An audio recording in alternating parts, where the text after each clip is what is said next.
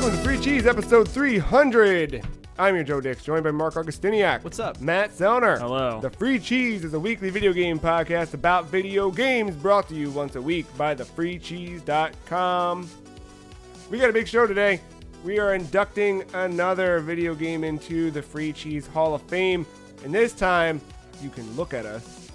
Not for the whole thing, but we're going to spin out that Hall of Fame voting process or de-voting process. I don't know what you want to call it. Out into its own little video if you want to see us, look at us.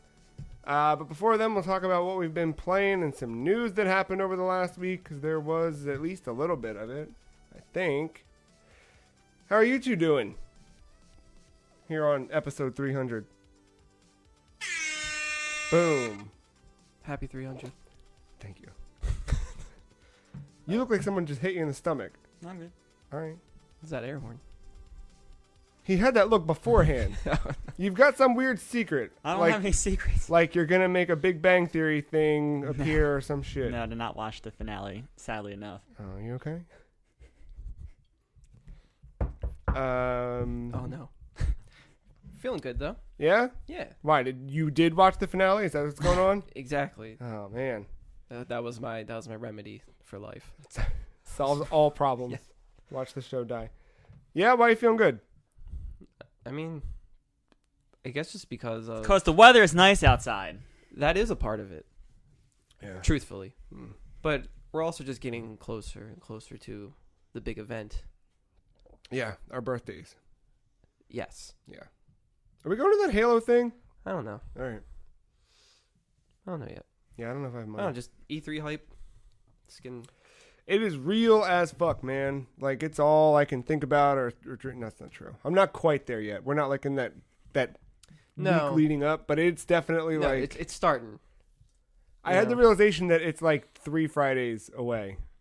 Or not. This past Friday was like 3 Fridays away. And then, like, I don't know, some shows are ending, some shows are beginning. Yeah. Some movies. Yeah. I don't know. Just there's a lot of things I like are happening within like the same amount of... Did you watch Flash? No, I stopped. I don't watch anything CW. I gave up on that. Wow. Sorry. It's okay. Flash was pretty good. Flash was actually really good. The Is it? finale. The season was, I think, better than some of the other seasons have been. I don't know. I mean, those shows just feel very limited on what they can do. Oh, yeah. Like, partway through Got a this CW season. budget. That's what And especially watching the DC Universe stuff. I turned to Katie at one point and I was like, can you imagine if the Flash was on DC Universe? Like, just anything. how much better it would be. I don't need Barry to run around and say fuck, which is seemingly what all they want to do on DCU, but You think he ever trips? nah. Yeah. Well, And what they show? But if he trips, he's so fast that you would never see him stumble. that's true. No, He'd get right back or up. you just see him standing, and then within a second, he's just completely on the floor. I like that too. It's just like, what happened? There's Yeah. this big blood trail that he'll have to streak. I don't know. Now you got Swamp Thing coming up. I'm excited for that because Going I don't Creed. know. Because Constantine plays a big part. Did they say anything yet? Not in the series, Okay, but in all the right. comics he plays a Yeah, big yeah, part. yeah. But I feel like Matt Ryan will show up in this series. If so, The Atlanta Falcons quarterback? Yeah, of course. Thank you. Godzilla coming out. I forgot about that.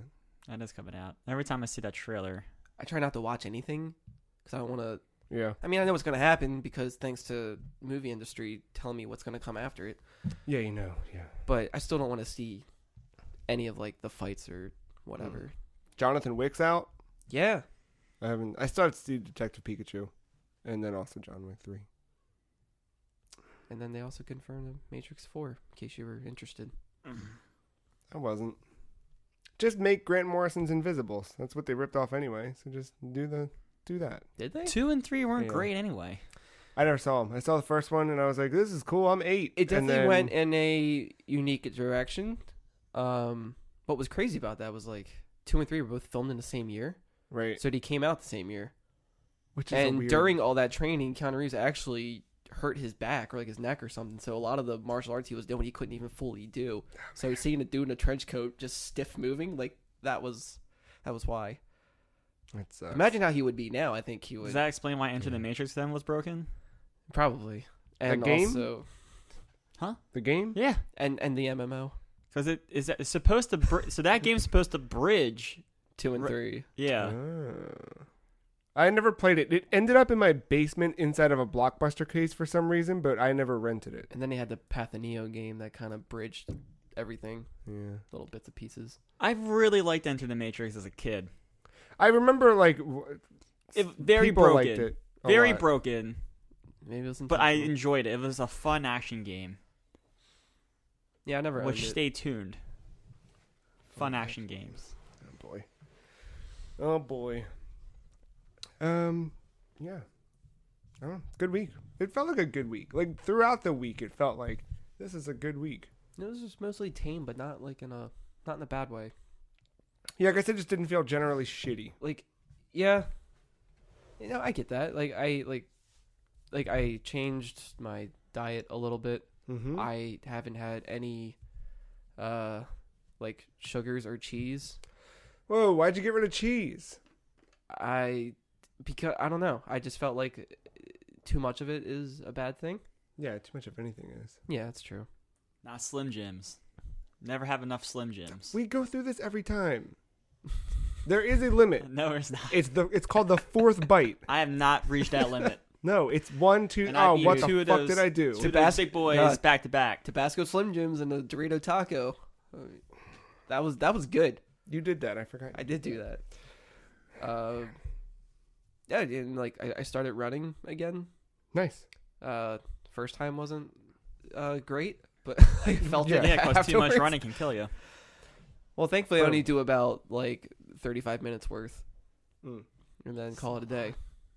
Well, it's because like the app I'm using, like it tells me when to slow down and pick up the pace, so I can keep like trying to get that endurance going.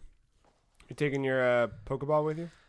So I do a lap with that, Yeah. but I don't run. I just walk with like my bag or something because that ball is awkward to put in pockets. Hold it in your hand like a cool guy. I can't because I have like my watch to look at, and I want to hold a ball while doing it. I can't do it. My hand, I don't know how to do that. It sounds like you can be able to do that. I just can't do that. Squeeze. So like I do a lap with it, get the gifts until I don't have any more. I mean, I can't hold anymore, and then I start running. I get it. This water bottle tastes like it's been in my car for 5 days in the heat. How long has it been in your car? 5 days in the heat. Nice. Hmm. I had someone ring my doorbell this morning, Ooh, surprise. which I was like, oh shit. Like the White Stripes song? No, just actual real people. I thought it was a Oh. delivery, so I was like, all right, let me go grab it. The boys were out back, and It I was was DiGiorno though. making waffles because I've been craving waffles. So I had waffles. You're a in waffle the- maker? Are you Eddie Murphy? No, also no. Oh. No, toaster oven. I don't even have a toaster. There's a toaster oven. Oh, you got the Frozen Boys. Sorry. Yeah. I wasn't making waffles. I was reheating frozen ass Eggos. Eggos. But You nonetheless, guys Stranger Things? Mm-mm. I hear the doorbell. And I was like, all right, let's see what the fuck's going on here. I go up and I just see, like, the way my house is positioned and the layout, what I can see is one of the pictures we have on the wall. I can see the reflection of that glass. I can see so I just see someone in orange, and I'm like, that's not a color that someone wears when they deliver my fucking t-shirts I bought on the internet. And I was like, no, it was like all orange, not Oh, like jumpsuit orange. like neon orange? Like construction? not quite construction, just like I'm wearing my best outfit orange. Like, so I opened the door, and I don't remember what her name was. She said, "Hi, I'm so and so, and this is my friend." Oh, I almost called her by her nickname. This is actually, and I'm like, all right. And as she's telling me this, I'm looking behind her, and there's two other people walking up to my neighbor's house. Oh. And I'm like, what is going on here? And she's like, hi. So we're just walking around the neighborhood today. And, Baltimore is there's just so much that happens around Baltimore. And it's just, there's so much going on in Baltimore that we were just checking in with everybody. And we were wondering to ask you, when we die, where do you think we go? And I was like, I literally, at that point, because I was, the whole time, all you're thinking is, what's the thing I have to say to get you to go away? And once she asked me Yes. that, I was like, I don't have to say shit. I was like, oh, this is too much. I got shit cooking in the kitchen. Have a great day. I just shut the door. Like, I'm not. Are you kidding? 10 o'clock in the morning, you want me to answer what happens when we die? You ever had to join a cult? Oh my god. What the fuck? You're going door to door. No, it would have been funny if they, like, yes, cult, right? But what if they actually did not know and they thought the answer lied on that street? And then they're like, Right, yeah. they needed a purpose. God. I was just. Oh, Where? man. Why? Should have asked your origin story. I wanted to get back to my waffles. Should have asked which elder gods they served. Raiden is always the answer. I gotta ask The my wrong neighbor. one, though. Should have been Shao Kahn. And well, if they said Fujin, that's another problem. Look, these types of things, they're always what I could have done is never what I actually did, because I could have done so many things. Did you answer in that shirt?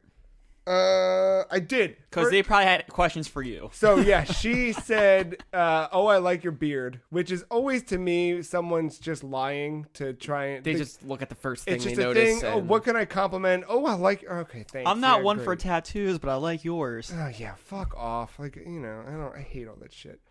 And so I knew it was just a thing. What are you selling? Like, that's all I wanted to know. And then I was like, oh, A cult? right, yeah, that was what it ended up Some being. free punch, dude. And yeah, she was staring at my shirt quite a bit, and I was just like, Eyes up here. yeah. She had a magic power though. She had a superpower. She could turn 60 seconds into 12 hours, because that's how long it fucking felt before I could get away from her. God. Sounds like a This good is day. Yeah, it was a great day. It's fantastic. Yeah. It was waffles. What was her nickname? She didn't say it. She started to say something. Was it? I'm assuming it was a her. Probably would have been like- It was two women that came Two to the door. women. Yeah, It was probably like Cho'Gath or something like that. Dude, Some Lovecraftian name. I don't even remember. This is my friend Tits Mc. Oh, I'm sorry. Her name's Stephanie. It was. I don't know. So there's my day. What if they were like tentacle monsters, just inhuman? So that was roughly 4 hours Fucking ago. wrong. This You're is probably still in the I neighborhood. mean, I was called her by her nickname, Right? Yeah. Linda. You're probably outside the Wawa trying to sell their shit. We're here for Bill Clinton. Yeah. I don't know, man. Did they give you the thumb, the presidential thumb? I did what I could to not continue to make eye contact and shut the door as quickly as possible. You let your shirt do the eye contact for you. That's it. You look into these eyes. That's what I'm saying. I think next time, I mean, not for you. I mean, if you want, or for anybody, take this advice, because I think I might take my own advice There with you go. this. I think I want to, like, whip out a lawn chair and just sit on a porch and like, No, see, I want to talk them to a point to where they're annoyed by me. that's the shit my dad does. I've never done it. My dad does this shit all the time. I fucking came home one day and there's some fucking person drinking a beer in my living room. Oh, they wouldn't come in the house. It would be outside. No, my dad, come on in. Yeah, tell me all about it. Like, there was. You don't mind if I take my pants off, You dude. guys don't, hold on. You don't remember this? Like, this might have been before we recorded the podcast. I fell off of the roof. We'll leave it I'm at that. not going to. We'll leave it at that. Christ. And I was hanging out in bed, as you do, when you're 21. Does your beard grow because of the amount of lies you probably told your parents? Like Pinocchio's nose? I didn't tell my parents too many lies. I was pretty straightforward with them, generally speaking. Whoa, it just touched his toes. No. This was, I'm hanging out in my room, just out of it. The roof had nothing. I was kind of fine. I was mostly fine. I took some Aleve. My back pain went away. We're good. But I'm laying in bed just like... How old? It's one question I was about 21. the roof. Okay. Yeah, there you go. Okay. That should answer all your questions. You good? Great. I think. So I'm hanging out in my room, and I hear this, like... And then the door creak. And I'm like, Dad... No. I'm like, Dad, I'm fucking sleeping. Like, leave me alone. Daddy? No. Daddy? Not that. And I'm like, Dad, come on. And I look over, and it's two kids in white button-down shirts with black ties and black pants. Mormons. And I'm like, what? Like, what? And Join my cult. and no. And they're standing in my bedroom on like a Wednesday, Oh. Yeah, like the door knocked. I'm asleep. It was like 10 o'clock in the morning. But, That's a horror movie. and I'm like, and then my dad's standing behind him going, hey, this is Joshua and Brandon. They're here to heal you. And I'm like, no. I'm like, guys, I appreciate you. Gotta go. This you gotta explains go. so much. That's the shit my dad would do. I know where you get your humor from now. Because if you had kids, you would so do that. Yeah, because he was like, fuck you for being an idiot and falling off the roof. Here's what happens. That's good parenting. Oh, And man. then I successfully got them to go away. I mean, they were polite, right? So they weren't like just persistent. But they were kind of like, we really think it's important that, because he like gave them this whole spiel about how I was down and out, like this whole fucked up thing. He just listens to Dragula all day. And yeah. And he ended up giving my fucking phone number. For a while, I had a text message saved in my phone that was like, hey Joe, this is the elders. Elders. We're really looking forward to something. I know my next call to simulator run. I'm not The here elders. to bash anybody's stuff. I'm just saying it was a fun day. But yeah, that's my dad. Bring him on in. Yeah. Great. Tell me everything you got. And there's a part of me that this morning really wanted to indulge, but then it's also I can hear the dogs bark in the backyard, so something's going on back there. I got Eggos in the toaster oven. Also, I had to get ready for the podcast and stuff. I mean, you don't need reasons. You just don't want to talk to him. 3 hours later, It just I had to get ready for a podcast that was 3 hours later. I had shit to do. I had to get that Hall of Fame page up and running. Excuses. Something else I did. What else did I do? I don't remember. I had shit to do. Mm-hmm. I mean, Mm-hmm. even if I didn't, I would still be like, no. Yeah. I mean, I wouldn't have answered if I didn't. I usually my instinctive choice is to just not answer. Yeah. I just peek out of a window like a creep Yeah. just to see who it is, and then I just thought maybe because there was one time where like some neighbor came to the door and was like, "Hey, your package has been sitting on the porch for 4 days, idiot." And I was like, "Oh, thanks." But I didn't know if it was that. But I was just outside this morning, so I know it couldn't have been a package. I mean, I guess the last question for it, if you Yes, move please take one question. on. Were they all wearing orange? No, they weren't convicts. No, That's not what I mean. they I were can all see in why. what they were all wearing. What you would likely imagine, people in their 60s who go to church wear. Okay. Like floral Were they tops all in their with 60s? suit jackets. The one dude that was going to my neighbor's house looked a little bit older than that. Okay. I don't know how he made it up the stairs. I didn't know if they're all being like color coded or No, they weren't full ass cult. They were just, I think, some. maybe religious- one was all green, one was all yellow, one was. That would have. Well, then I would have thought maybe they were a Super Famicom controller come to life. That's exact. Matt, you nailed it. You go search. Sunday What dresses. do people in their 60s wear to church? I mean, it's pretty fly. You are not wrong. Oh man. Well, I guess this is probably the part where we can talk about what video games we played in the last week. Yeah, maybe. Mark, did you maybe play any video games? Was going more with Pokemon Go. I finally evolved my Magikarp. Yeah. After what year did this game come out? 2016. All right, yeah. So since then, finally, to be fair, I did have it uninstalled for like a year. I was gonna and a say half. you have been in and out, and I haven't been near any water to find any more Magikarp. So I've just been walking. So 138 kilometers later. Oh, that's how you did it. Yeah, it's my buddy getting that candy. See, I got lucky because I was going near a lake pretty frequently last summer, Mm. and I would just wander around that lake during my lunch break. I actually could have got my Gyarados that like first month and a half of the game being out Oh, yeah, because you I were was in in- San Fran, and I was in like one of the Pier 92. yeah Pier some 16. pier that's like their version of a boardwalk, kind of like. Yeah. And then just with the walking around, especially at the park doing running and everything, that helped. And then, yeah, so that was nice. Just checking off those little field research things. So you've almost got Mew? Almost got Mew. I'm on the final step. Okay. For that one. And then I still have the Celebi one to do, which I still need 2 other friends. Oh, adding 2 Yeah, more that's like the very friends? first step or whatever. And then the Meltan one, I is still the have other that one going because that popped when we weren't really playing at all. So yeah, whatever. Just trying to gear up for that Go Fest next month, June 14th. Yeah. Yeah. I don't know if I'll be continuing that game much after that. We'll see. Summer usually brings it out. Yeah. Just because you're already out anyway. I mean, this event was a reason why I kind of got more interested. Yeah. If it wasn't for that, I probably wouldn't have really cared. Yeah. Other than that, Did you get any further in Let's Go? not too much further. I didn't play it since we talked last. That's why I was wondering. Because I completely just... Oh, you know what? You're right. We did talk about it last. No progress since then. I did play Beat Saber. Oh, cool. How was that? I really like it. Yeah. You played on PSVR?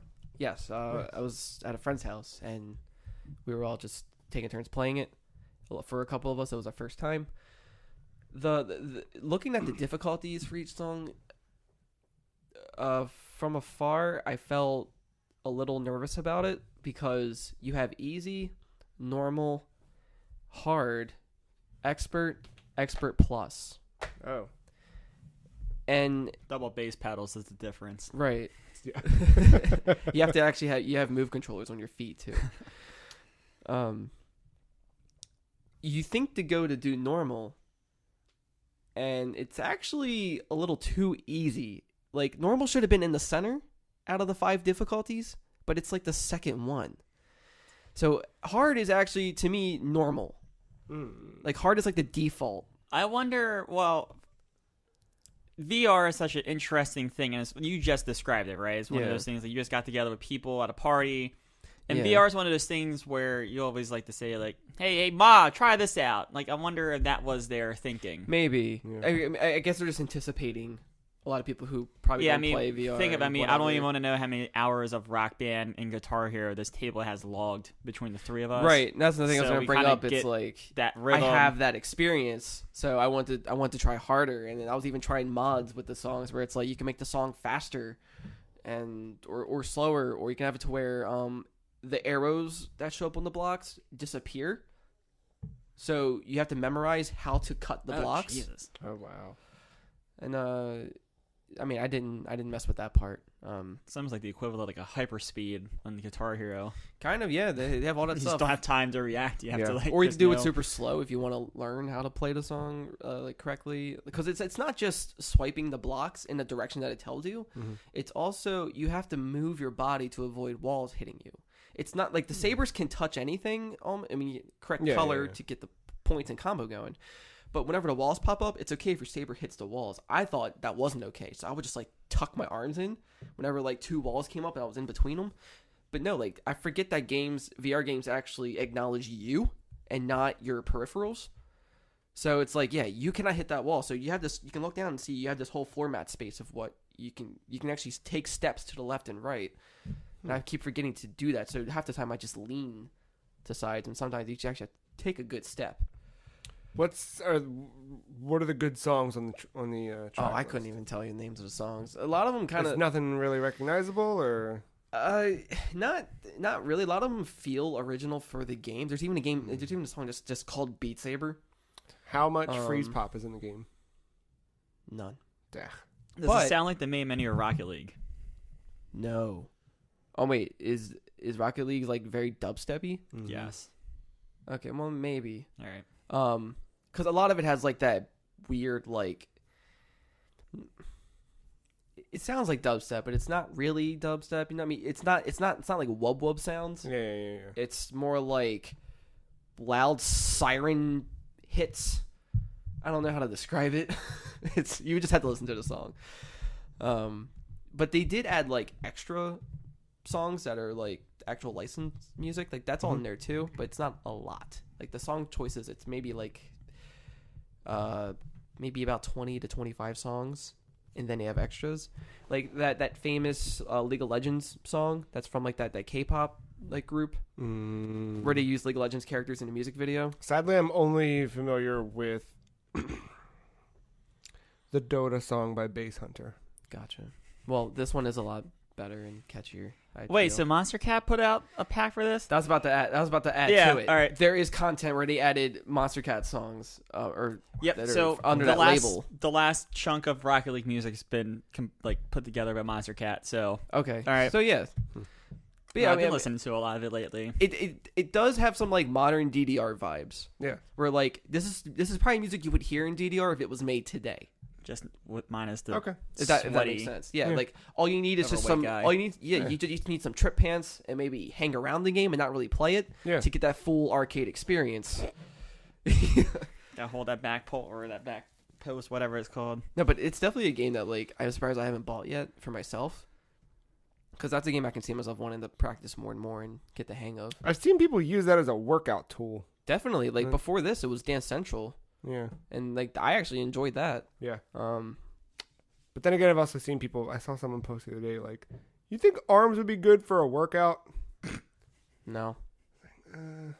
Kind of, but you know, there is like an actual boxing game on Switch, but fitness it's not. boxing. I heard which was pretty decent. Yeah, me too. I thought about it, but then, what? What, getting fitness boxing? Yeah, why not? It's published by Nintendo. They believe in it. I've done worse. They also believed in the Wii U. Oh, everyone believed in the Wii U. No, also, I didn't realize. Not even Reggie. I didn't realize that PSVR has a newer model. Yes. Yeah. I'm out of the loop with that because my friend has the newer stuff. So the power button is like on the visor, like underneath instead of like a little thing on the cable.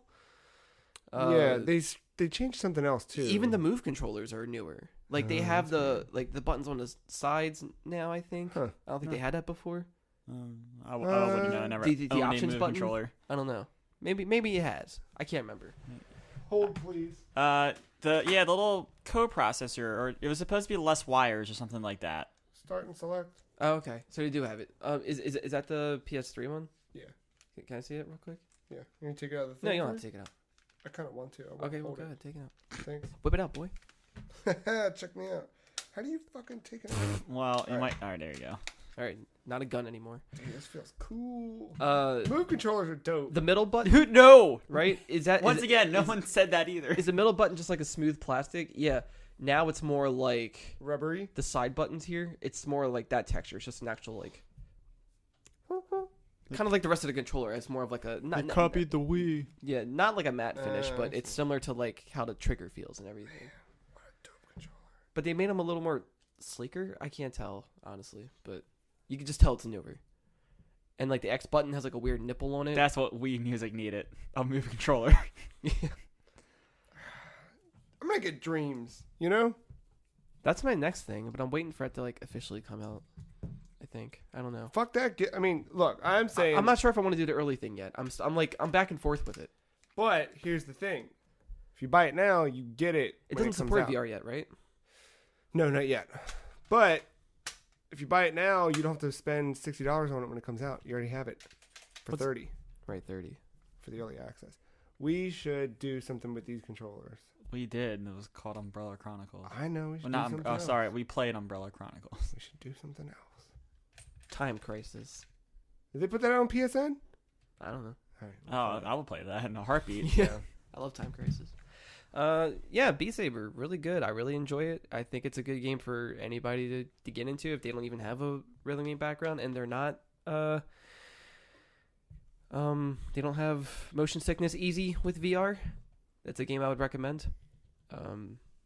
Yeah, that's pretty much mine. Pretty light. Little light week from Marc. Matt? Yo, I bought some battle levels and I bought some levels in the battle. No, come on. I spent $40. Oh, come on. I'm at level 108 or 110 or something like that now. That doesn't make it better. I got like all the goddamn fantasy cards. What's your room look like? Huh? What's your room look like? Good question. Not, How many pictures of Isabel and pizza do you have? I don't know, but I got a lot of packs for the fantasy game come TI season. That's what you wanted? I wanted some costumes, some of the different arcanas. Okay, all right. Well, you're And I got some. I got a few. That's fine, but you're leading with the fact that you bought fucking fantasy cards. To get the things. They just come with the package. Man, I'm gonna be more That's careful. fine that they come with the package. He's making the game live longer. So we'll get there. We'll get to some of my excitement with a certain app later. But I'm gonna be more on top of the fantasy cards this time around. Oh, that makes sense, yeah. You can talk about that app now. If you want. Yeah, I'll wait. Well, I'm going to talk about it when I talk about what I've been playing, so. I'll wait because I didn't do anything with it. All right, fair enough. Very good. Yeah, I've been playing a lot of Dota.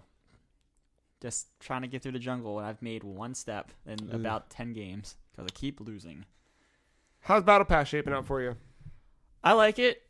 I haven't messed around with the costumes. I do have a few voice lines that I like, so instead of saying having just well played pop up, it's something along the lines of that was perfectly played. Just plays out loud now for either the team or out loud if I just want to fucking just insult someone. Once again, that jungle expedition. I think that's what it's called. Yeah, Cavern Crawl. Yep. Yep. Part 2. Yep. Got me playing Heroes Never Played Again. Who's the new one that you're like, ooh, I could fuck with him Ancient or her? Apparition. It's an ice support character. He's a nuker. A little bit of a nuker. He's like a floating like ice boy. Yeah, he's got arms. And you done with Ice Boys? Yeah, I've been trying to do that support stuff. I'm still trying to learn that a little bit better. It's still Dota. Like at the end of the day. Yeah. That thing still has not come out yet. I don't know when it's coming out. I want to have a date on it. Yeah. Thing? Yeah. I don't know when that's due out, so I guess still stay tuned for that. But yeah, Dota's still good. Was that the week? Just Dota? No, I did buy Rage, and I've only played an hour plus of it. Oh yeah. Game generic as fuck. Really?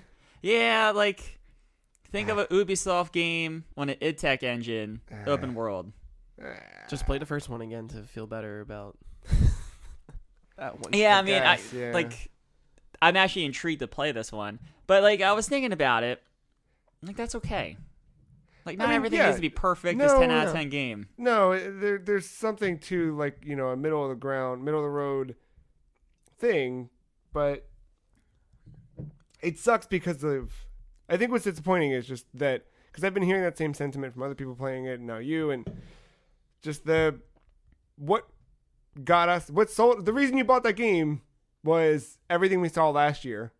Probably wasn't even a game. It was Andrew W.K. that It's sold definitely it. Andrew W.K. But, like, that sold me that. 1,000%. But that, like, energy and mentality kind of set up what you expected the game to be, and it doesn't seem like it is that at all. Like, it seems like it's still just a run-of-the-mill post-apocalypse. Yeah, I don't know. But... The open world, it reminds me, unfortunately, a little bit of Mad Max, and my issue with the Mad Max stuff was, and it kind of played into that world, so I couldn't criticize it too much, but there was a lot of emptiness between towns or between events, and I feel like there's a lot of that. Like, there's not like, I'm not running into a lot of things between towns and the few towns I've been to. Like, if I was constantly being pursued by bad guys or just different weird events were happening, like GTA, Red Dead style, like, I think that would be cool. Yeah, there's points of interest that just pop up, and you're like... Kind of build up the world a little bit. But yeah, it's just barren desert. Yeah. I'm just kind of driving around. There seem to be a bunch of different cars, so as I go along unlocking them, I might get some cool weapons and stuff like that. I wonder if that's just like a beginning thing, and maybe other areas are a little more... That's true. Like I'm still kind of in like the first-ish, second-ish area. I've hit like the first main town. But like talking to NPCs in this town, it's just like a wall of dialogue that they're talking over. Is John Goodman in it? That sucks. No. Oh. That also sucks. I mean, the first in an hour plus I've played, it is exactly what the tutorial kind of set the mood of the game in like the first 15 minutes. Playing the actual game and shooting people, it's fun. But you're going to hit narrative points and it's going to be like, what? Yeah. Sure. Cool. And right away, it's like one of those things of like, all right, well, this is your mission. You want to see these 3 people, and you're going to talk to these 3 people because they were once part of this initiative to kill the big enemy that destroyed the town. Nope. And we need you to destroy the town. And I was like, got it. We're going to do that. Cool. So We don't know how we existed before you, but we're glad you're here. Right. yeah, so, and I never played the first one. I didn't even bother to go back to watch like a recap of the first one. Don't. So I don't know how it's playing into that. But it's fine. Like I get what's going on standalone. It's just such a disappointment. I don't even think you're the same main character. I think Probably you're, not. I think you're It just doesn't sound like you're not, or Yeah. it sounds like you're not. yeah. I was thinking about Watch Dogs 3 this morning, driving to the grocery store, which I know doesn't exist, Okay. but it probably will in a couple weeks. And I was thinking about because I was thinking about, should I get into Rage 2? Should I try that? Should I play something else? And then I was like, what was the last one of those that I did? And it was Watch Dogs 2. And I was like, man, that was a good-ass game. Why did it? Oh, because there was nothing. Like, you had a couple of cool side mission types that had neat mechanics built into them. But then it's the same one of those 12 times scattered around San Francisco. And I just don't want that. Like, just condense. I'm not going to be mad if the game is fucking 10 hours shorter because I had to do 10 hours less of stupid, monotonous bullshit. And I think that's going to end up being my main thing, or maybe that's just why I'll end up falling off the game. I want this to be like a 20-hour experience. I think I could do this for 20 hours. But just looking at the world, just the map itself, I'm like, yeah, this could be like 30, 40 hours, isn't it? That sucks. And like they are really like trying to lead in like this is an open world game. Yeah. So Stuff like that just would make me want to try to like get through it as fast as possible. I'm not listening to what people are saying. and I'm not already reading doing anything. that. My goddamn OCD is actually already like just thrown out the window because like you can go into these camps and like as you're going to the camp, if you complete the objective in like the camp or whatever, it's like all right, well there was X amount of supply crates you could have got to get some of these currencies for like that's upgrades or crafting or whatever. Go to this dot on the map. Go to this other dot on the map. Yeah, so I'm already kind of just ignoring some of that shit. I have been focused on going to like these big pod things, and I forget what they're called, but those are where you're getting your ranger powers, and that's kind of like what's Ranger powers. so. Dun, dun, dun, Yeah, the dun, beginning of this dun. game, you find out like the Rangers are this like protective power in this town, or protective people, and you wear this special suit, and it gives them special powers and stuff like that. Well, I guess I'm assuming the last one died in like this first epic battle that the game starts off with, and then you put on the suit, and then it's kind of you learning all these powers, and these Ranger powers, like the first one you learn is like a quick dash. If you tap L1, you can dash like left, right, forward, like however. It's like quick little like think of think Tracer in Overwatch, like those quick little zips, right, like that. And then the next one I got was this one. It's like this kind of like this force push thing, but like depending on how you do it, like if someone's armored up, you can break their armor with that, or if it's just some dude, if you push him into a wall, it kills him, which That's is cool. kind of cool, right? Yeah. There was, I think I got some. Oh, I got a double jump. So like it's gonna be stuff like that I'm gonna acquire.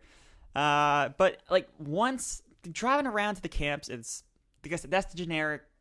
You probably played 1,000 of these Sure. at this point. If you're somewhat interested in this game, but like getting into town, it feels like I'm playing like fucking Wolfenstein or Doom or something like that. So there's something to Like, the combat, like just the way the guns feel when you shoot. so you're saying it's like id gave its engine for shooting to a team who had an engine for open worlds, and they put everything together. Huh. And use an existing IP that one of the two already had to help promote it. It's amazing. But I had a Revolution, and I haven't tested my Revolution yet because I did not play it this morning because I was watching John Wick 1. Nice. What'd you think? Oh, that movie's fucking awesome. Yeah. I knew it was going to be good when... that was your first time? Oh, yeah. Oh. I knew it was going to be good when the car shop guy, or the gangster, the main dude, the mob boss, called the car shop guy and was like, why did you hit my son? The car shop guy was just like, yeah, your son stole a car and killed John Wick's dog, and the guy's just like, oh, and hangs up the phone. As soon as he said that, I was like, oh, we know John Wick's a badass already. It's so fucking this is cool. good. Because even they're scared of him. Yeah. It's so fucking good. That movie's So then, like, there's a whole nightclub shootout, and I'm like, I bet you I can reenact this in Rage. So now I'm just going to play. You can reenact it in Hotline as well. You could, but I feel like in Hotline you're just going to die too much. In Rage, I feel like I'm not going to die nearly as much. So I'm just going to play as fucking John Wick. I'm just going to run around. That's your new headcanon? Yep. Mm-hmm. It's just... I'm John Wick in this wasteland. In Fortnite, you can be John Wick now. I know. Don't taint it. But then you have to... So yeah, I just want to cool, be... Just want to be John Wick. By the way, $9.99 that double feature on iTunes. Oh, really? Yeah. To buy? Yeah. Wow. Yeah, I was going to buy it regardless, but I just happened to, like, see that. I was like, oh, shit. Good shit. I had two $10 gift cards. I was expecting to probably pay $20 for both of them. I think I rented them from iTunes for more than that together. Because I did them all back to back. The one it's usually like $3.99 for an HD rental, right? Something like that, yeah. Yeah, maybe you're right. So I spent almost that. So yeah, this week when I play Rage, I'm just gonna pretend I'm John Wick and see how I feel with this game now. That's pretty. After watching John Wick the first time, I got way into something. I don't remember what it was, but I had a similar I'm gonna because like I just said, like the shooting, the actual killing enemies, it feels pretty. It's pretty cool. Does like, it feel like Doom, or does it feel different than Doom? Like, where is it kind of, or Wolfenstein? I mean, I guess Wolfenstein doesn't use the exact same tech. What I like about so far in Range, like I got a shotgun, and like the shotgun has different varies depending on if you're ADSing or just shooting regular, or if you're in your overdrive, which is like this like power up where like all your bullets just fucking cause hell and chaos. Mm-hmm. So like between, I don't know, like it has some of those weapon mod things that Doom had. But I feel myself playing better when I play like Wolfenstein. Like Wolfenstein, remember at first I was trying to play as a cover shooter? Yeah. But I realized when there was dual wielding, just running around the levels and just fucking causing chaos. Blast shit. That's when I was better at it. Yeah.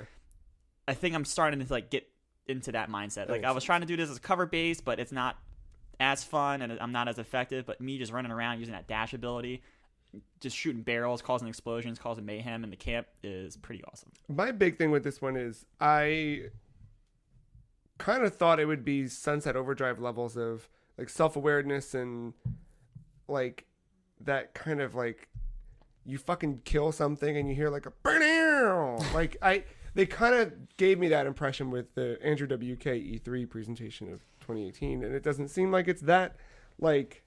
I mean, it's going to be hit or miss on some of the humor they're going for, but I have laughed a little bit when like the first time, because your character has to stick his hand into this like hole to launch the simulation to learn your new power, and like the first time you do it, it's like usually it's like square to insert or square to climb ladder. It was like square to put hand in hole, like exclamation point question mark, and like you do it, and your character is like, what the fuck?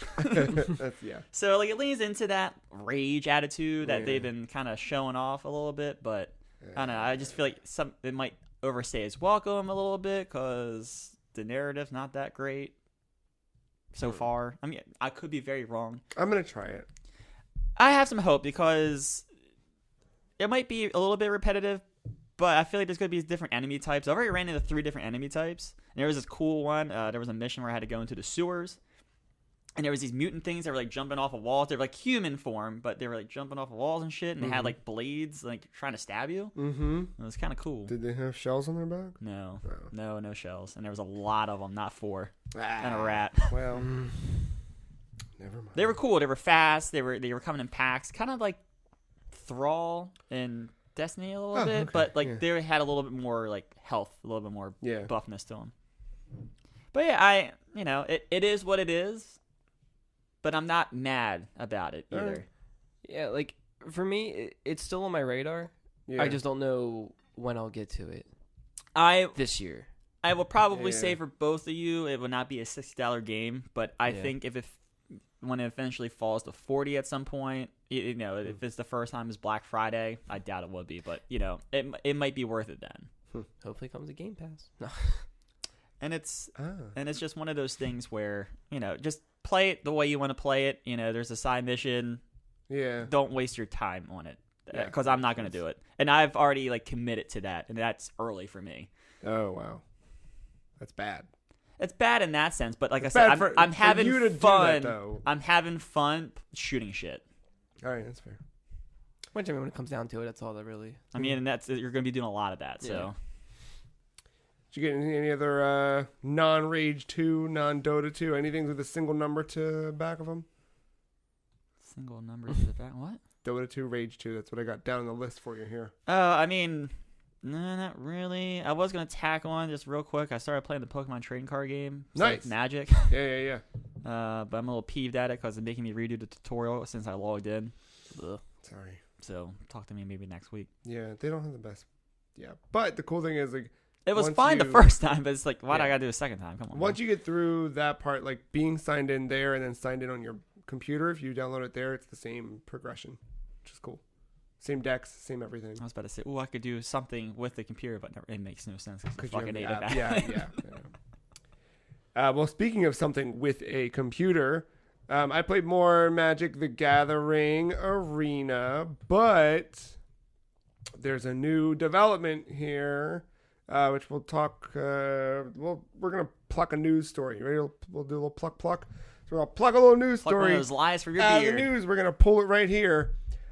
Steam Link is out on iOS, the app that Valve put out a year ago on Android and iOS, and was immediately pulled from the App Store. Or it wasn't pulled from the App Store. It never made it past like the seeding phase from the development side of things. But this lets you essentially do what the Steam Link hardware did through an app, which is cool as fuck.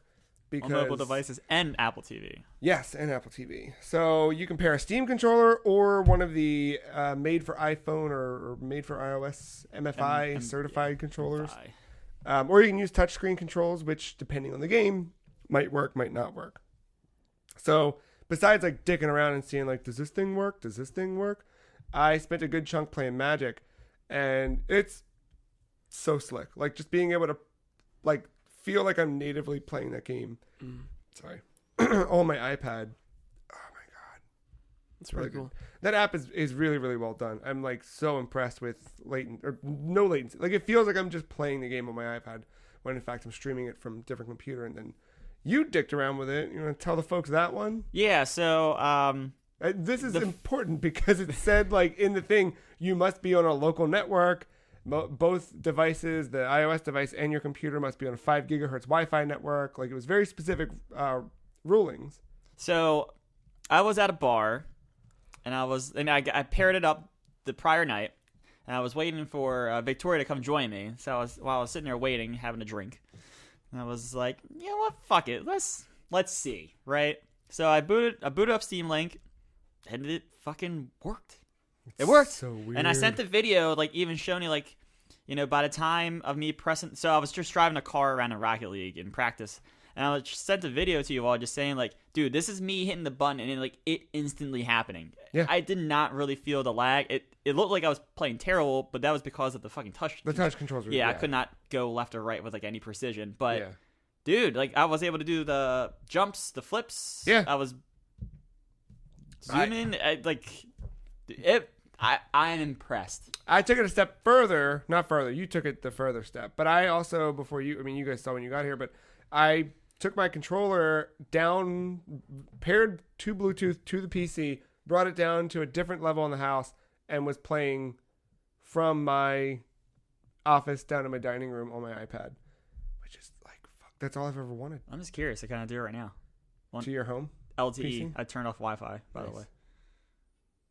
It's fucking crazy. It's fucking connected. Yeah, I mean, so that worked on Android. And the idea after this launched on iOS without that support is that it would probably get added. It was just that because they were behind a little bit on updates versus where the Android version was, it wasn't there day one. But are you in? I'm in, dude. I'm browsing my library right now. The fuck? And the cool thing is, so if you're listening at home, you're like, well, Magic isn't on Steam. Yeah, you Life can hack. just fucking minimize Steam, and there you go. You've got access to your entire computer. Huh? Oh, dude. Just add a game to the Steam library. Why do that when I could just hit minimize Steam and then just... Where do you minimize Steam at? You've got to click the power button. Are you in big picture mode? Yeah. Click the power button. Steam, power. And then minimize. And you're just at your desktop. There you go, dude. Boom. Fuck. Yeah. Blew his mind. Yep. Open up a fucking terminal command or fucking shell and just do your hacks. Open up a notepad and just start writing. This is wild. Yep. Yo, I'm Yep. looking at my desktop. I did not know that. How That's fucking cool is that? cool. That's how I was playing Magic. That's how launched an emulator. Yeah, just so much for 'cause. private mode on my phone. I just fucking watch Pornhub right from my computer Boom. on my phone. Done.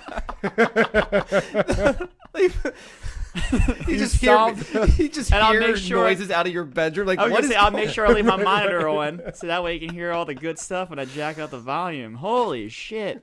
Oh. I thought Matt was at work. I am, Ma. God damn it. Now, are you waking your PC from sleep or you just leave it on? I have officially now left it on in case. Okay, all right. I was not able to wake it up from sleep, Yes, same. which makes sense. It's Yeah. that. I didn't expect that either, but I was curious to see how it would work. Which on a a laptop, that could be a weird thing because you have to leave it open and then turn off the power saving settings. But on my desktop, whatever, it's plugged in. I don't care. I just turn off the monitor. Yeah.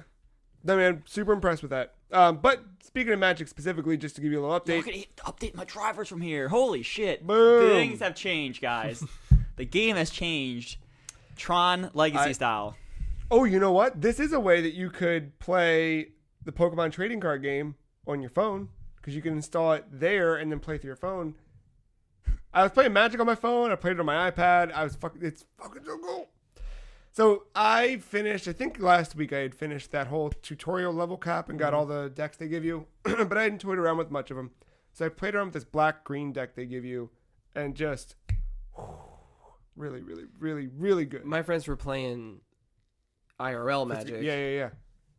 Like before we were playing Beat Saber, I was just watching them play. I was like, I still don't know what's going on, but I was just like, I was still asking questions about like what decks they were using. And my one friend who's been playing ever since he was like 9 has had like these like dual decks in his backpack for like 2 years. Yeah. They're meant to be played against each other, but he just like a all white deck, and then my other friend just had like a semi custom like red and white, and I was just staring, but I didn't know what I was watching. But I mean I can't say that it's not interesting. Playing Arena made me finally get it because I didn't get it either. Like I would see it and I'd kind of get like, okay, you need land cards to do a thing. And then I had coworkers talking about it. Sorry, like Friday. I was like, what is? Something's going on. It's coming. It's just all around It's me. coming. Every circle. Everywhere you go. There's somebody in Magic. Magic's coming for you. Yeah. It's just a really good game. You know? And again, like I spent $5 just because I wanted to, but I didn't have to because all of the decks I'm using are decks they gave me just for playing, and it's fun. Has this been advertising anywhere? Like, has something like blown up? Like the new... 'cause I know there's new stuff coming, but the I new, didn't yeah, know. the new expansion just dropped, and then with that, Are there like YouTube ads? maybe. I haven't really seen anything. Yeah, I don't. I mean, I'm on like IGN, Kotaku. I haven't. Though it seen is anything. weird. I was watching some video today, and an ad popped up for downloading an app to where you can make Pokemon and transfer them to your Ultra Sun, Ultra Moon games. That's strange. Like it's a hack, basically. That's real weird. Yeah. Yeah, but if you download it to your PC, you can fucking use your phone to hack. There you go, done. Yeah, I'm legit updating my GeForce driver right now. So stupid. It's really good, man. It's like that. It's so impressive. Tetris 99. I jump back in. Now, if you're listening to this, I'm sorry it's too late, but you two, it's not too late. There's a third one of those cups that they're doing this weekend. If you get 100 points in the cup, you get a Game Boy skin. Oh shit, that's how you get it. Yeah. Oh fuck! I didn't Yeah. read it. Quick, can I remote into my Switch with this app? Yes. So, I played last night and this morning a little bit. The way you get the points You get 4 points just basically for playing. So every round you play, you get 4, and you got to get to 100 to unlock this permanently. You've got the whole weekend to do it. Once you get into the top 20, is top 20 one of the ones where it pops up and it's like, there's only 20 players left? I think so. Okay, that one is the one where you then get 10 points if you make it into that and die. The highest I got in my few games was 8 or 8th place. So for me, it was still 10 was the best I could get. But I got scared for a second. Breaking kayfabe here. I thought it was Sunday. Oh, you thought today was? Yes, I was like, no. There's no time. Yeah, no. You've got time. I love that I've established breaking kayfabe as a thing at this table. I don't love it. Thank you, Mark. I'm so proud. Fucking 300 episodes. I didn't think we'd ever have to talk about Kevin favor a line. But yeah, it's really cool. It's got like a dumb, cool. I don't mean dumb. It's got like the little, the cool buildings in the background.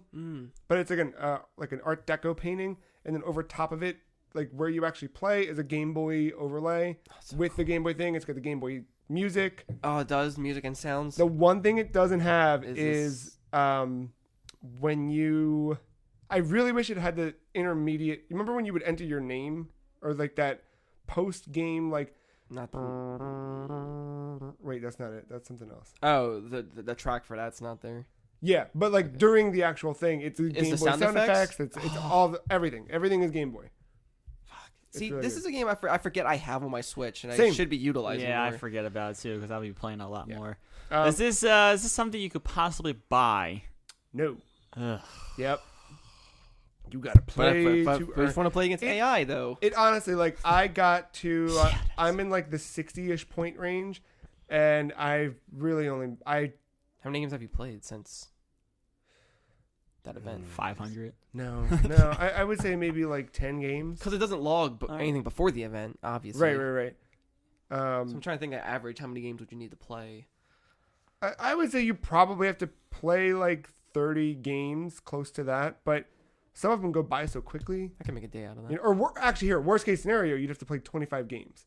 Huh? If you just kind of started and stopped, you have to play 25. And the game length is about... I mean, It depends how far you go. I got to like 62 points or something like that in less than an hour. Okay. Because I don't think I've played for more than an hour. This is a game I could probably play and not realize 5 hours went by. Yeah, it'll go It's very real good. quickly. No, I mean, it's Tetris. It's competitive. But I want that Game Boy thing. We didn't bring it up last week, but there was an update to the game that shows different levels of progression or allows for it, right? So you can you always have this player profile that was updating, but for no reason. Like it was just a number to go higher, but you never really got anything for it. Now you can change what your little icon is, and none of them are particularly like cool, but it's like, now I have a purple cube instead of a blue one, which is fine. And then there was the customization piece that got added last week, which was themes. And I was like, all right, well, there's only one theme. It was kind of like when they showed stats before, but it was only one mode. But it had an option to change modes. And it's like, all right. So clearly the Game Boy theme will go there. I'm hoping they go fucking just give me all of them. I can see them adding more. Yeah. For different, like you do these different events. Well, I could see it being an event thing. Get everybody playing at once. True. Also you know? event. I see both. And then that other part of the update was the $9.99 DLC where you get offline mode and marathon mode added in, which I did one round of marathon mode and I was like, this is Tetris. And then I jumped back into online. Oh, I thought you were going to say you turn on your PS4. No. Handheld's the way to go on that, by the way. Being back in it now, being able to just tap your opponent that you're trying to target. I've started playing a little more offensively with this game. I always forget there's a touch screen. On the Switch, yeah. I just like games utilize it. I sadly forget I have my Switch nowadays. Really? Give it a couple weeks. That's true. Yeah, all my focus has been on my consoles and End of my June. PC. Yeah. End of June, yeah. She's beginning of June too, but end of June. We'll talk. Yeah. But yeah, I found that with Tetris 99, like, I heard this tip that, just go. Because me, you know how I play Tetris. I'm just going to build and then knock them all down. Once you get to a certain point high up in the sky, people are like, target. So you just become a victim, and it's too hard to get out from under what they're dumping on you. Yeah, it's like in the beginning, you want to probably pile up and do Tetris and clear it down really quickly. and if then later But in the even game, then, you want to like- do like single or double lines. But even when you're piling up, you need to be able to clear quickly because that's Yeah. how you get the KOs. So I'm just kind of scanning now. I've never really been like hyper aware of it, but now you can see like there's red flashes happening, and just like being able to quickly be like, oh, that guy's gonna die, tap, and then try and feed a couple lines, just line. Hopefully you get him. I feel like there is room for growth with my Tetris, I guess, abilities or whatever. But I don't pursue it. Same. Like I feel like I'm basically peaked, which I feel like basically I just rotate one direction. I never go the other way. Cause like there's two different buttons to go to rotate different ways. I always rotate clockwise. I think until it's done. until it fits the Yeah. thing. And maybe get a T spin. If Yeah, I'm lucky. Yep, I'm the same way. Yeah. I mean, look, it's alright. Like, I don't know. I feel like I've peaked at Rocket League, but I still like every once in a while learn like a new trick, and I see my leaderboard kind of just tick up one. I mean, it's worked that's for me cool. so yeah. far. I mean, like I clear marathon in almost any Tetris game. Like, I feel like I'm. Then, you hit that level where you're kind of decent at it, and then Tetris 99 goes. I don't know. There are some days where I feel like I've peaked in Dota 2, and I haven't played even every hero yet. So Yeah. And then Castlevania Anniversary Collection, 50th anniversary. It's been 50 years since Konami made video games, and to celebrate, 50 years since their last one. it put out Castlevania Anniversary Collection, which I've been I've been curious about this. steadfast waiting for. All right, so 8 games. You get you ready for the list? You already know the list. I'm gonna read them anyway. Castlevania 1, 2, 3, 4. Castlevania The Adventure. Castlevania 2 Belmont's Revenge. That's the Game Boy one. Isn't the Adventure also Game Boy? Game Boy's also Okay. Adventure is also Game Boy. And then Castlevania Bloodlines and Kid Dracula. Those are your 8. Bloodline is Sega. Sega Genesis. Kid Dracula. Which one? What? I think that was a Famicom game that never came out here. Okay. And now this is the first time it's been translated for America, which is cool. So, open it up. Decent presentation. Sound effects are there. The music's there. Everything you want is there. There's Oh, I think that's Game Boy too. Kid Dracula. There is a Game Boy. Or is it a port? Hold on. Sorry.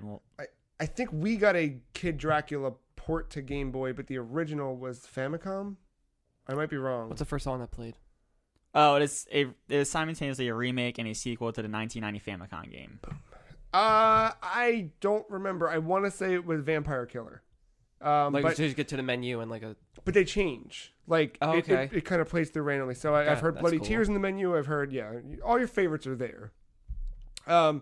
There's a kind of collection of stuff for each of the games. So I think the menu presentation is nice. It's got all the game logos kind of scrolling down the right hand side and big key art on the left. And as you scroll down, it gives you like a text overlay, like describing what that game is. Like back in 1792, like it gives you right from the manual, like the thing. Yeah, I was watching a little video, but it was in German Oh yeah, of somebody having it, and I loved how that menu looked. it looks really Personally, it's- and like yeah. had like the nice little like film The- thing on the the sides. film like pulling right out of the old games. Mhm. They've even got like the menu, the like selection process is 2 little flaming candles, which is just so subtly good. Then there's a digital book at the bottom, which it's kind of like it's what I've always asked for. Really, is I want these collections to be like a Criterion collection, where it's like, hey, here's every game, here's interviews with the people, here's all the behind the scenes, here's sketches, here's all that. It's not quite to that level of where I'd want in my perfect world, whatever. But it does have like original box art from each of the regions, except for Castlevania 2 is missing its one region because it turns out that the North American box art ripped off a Frank Frazetta drawing for D&D. Literally like lifted it and then drew over top of it, so they had to change. Anyway, Man, I love weird copyright shit. it's fucking dope. Frazetta's a legend. So you kind of scroll through, you get cover art, you get a little bit of like context, like little whatevers. I didn't read too much of it, but there's stuff for every game that's in the collection. The interesting part is there's these developer interviews, or they call them like key people interviews. And that's not odd that they put that in there, but what's odd is who they put in the key people. So two that they chose to put in are Michiru Yamane and Adi Shankar. So Yamane, super integral into what Castlevania sounded like from Symphony of the Night forward. Okay. One, has not been a Konami employee since 2008.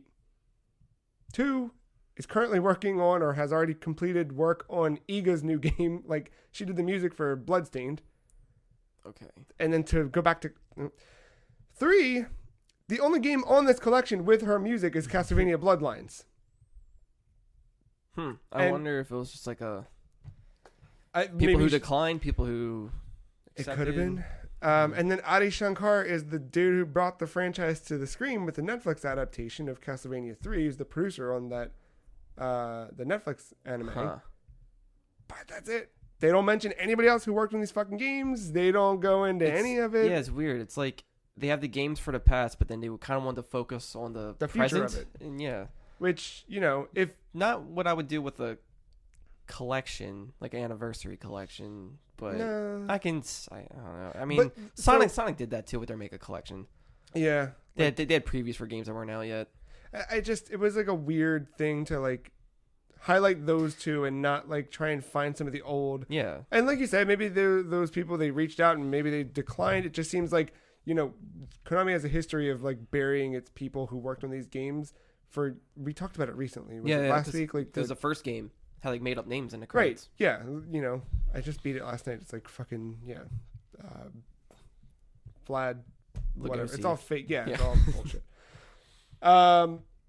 So that was a strange thing, but that's beside the point. The games are the games, which they're always going to be good. So I'm super stoked to have it on my Switch. Like, it's just having that there. Oh, it's so good. Yeah. Like, I played with the NES controllers from, what's it called? And just, it felt right at home. So the emulation, super accurate. It sounds like you want to, plays like you want to.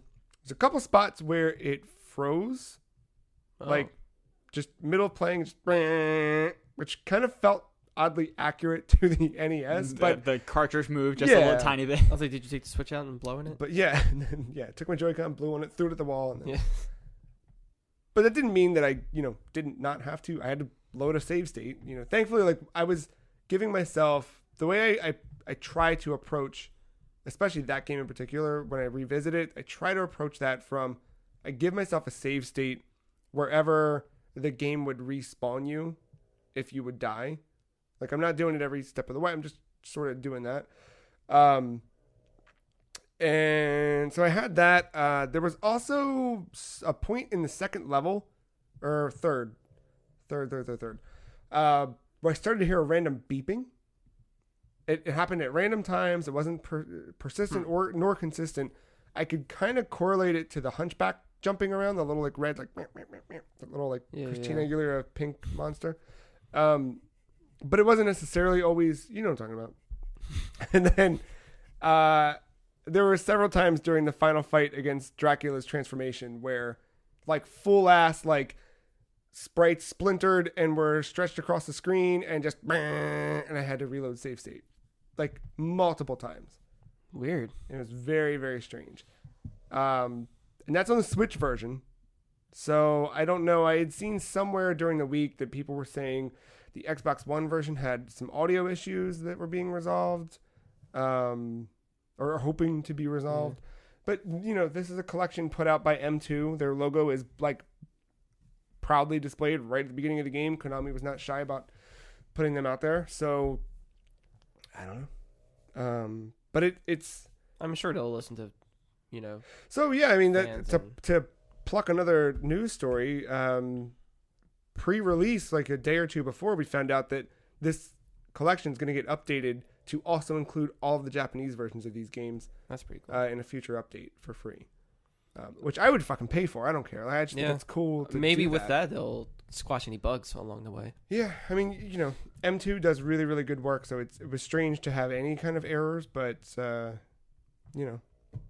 is not a perfect collection, but Konami made a collection that I'm happy to own. Really happy to own.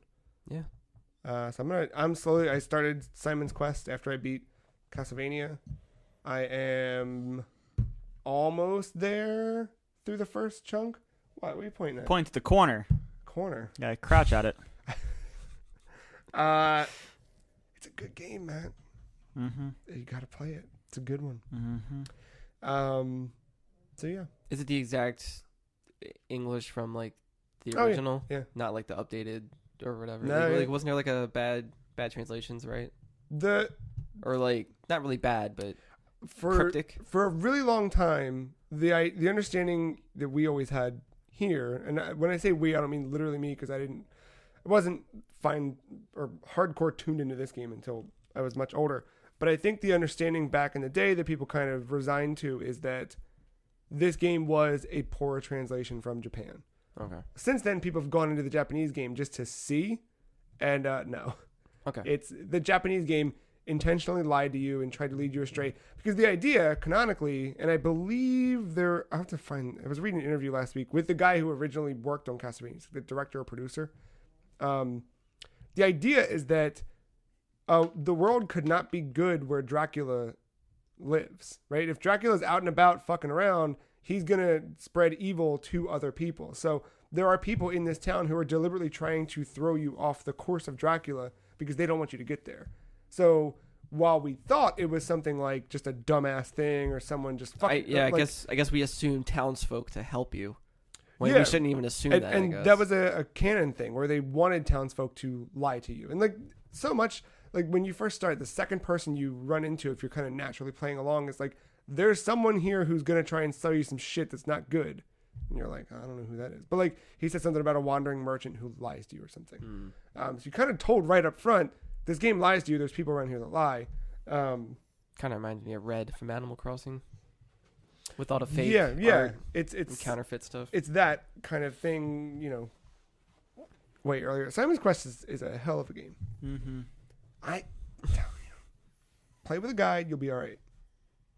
It's really good. It's really good. You shouldn't have to play any game with a guide. No, you shouldn't, but you do. Like, it's like Final Fantasy VII. Like, I mean, when I'm slowly making my way. Keep talking, nobody explodes. You need a guide with that game. Boom, built for a guide. Okay. It's a fucking rare piece of history there. Castlevania 2 is, once you get into it, once you get past, because I had that same roadblock of just like, why the fuck? Right? But one, knowing that canon piece where it's like, no, this is intentional because Dracula has pulled people into his little army to fuck with you. That's kind of cool. But part two, when you like, all right, I gotta go get the thing and I gotta take it to this place. When you know what to do and where to do it, that game's so good because it's super forgiving. I was gonna say, like, they might misguide you, but do you ever actually find a truth to finding things or whatever? Sometimes. Okay. Yeah. The one thing that's really neat is you can go through and especially going from Castlevania 1 to 2. In 1, when you die, get the fuck back. Like, you go all the way back to wherever you were. If you die too many times, you are, well, it'll either restart you. You don't have to start the game over, but you have to start that stage over with a continue. In Castlevania 2, when you continue, you lose all the currency that you've collected, but you literally spawn where you died.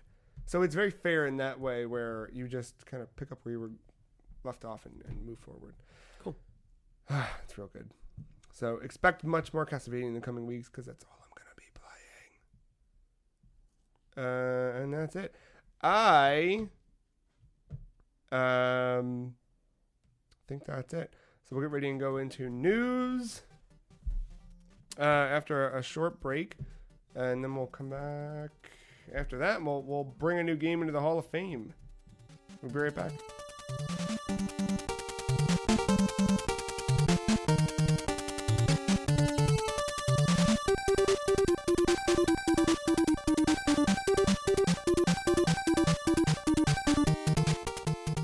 Welcome back to the other part of this show where we talk about what happened in the last week. And oh boy, did some stuff happen. Some would say it's even still happening as we speak.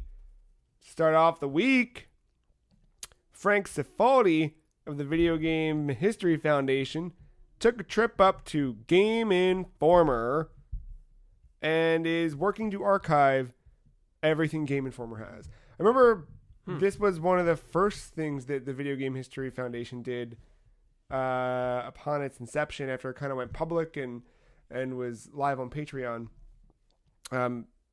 Frank had gone up there to go start archiving stuff a little bit, but there was so much of it that it was hard to parse through. So this seems like this past week, I went back up with a team of volunteers, and they are going through and digitizing and archiving, because it seems like a lot of the stuff at the Game Informer offices, from what he writes up in this article here, is just like, I remember when he first posted pictures, it was just like piles of shit.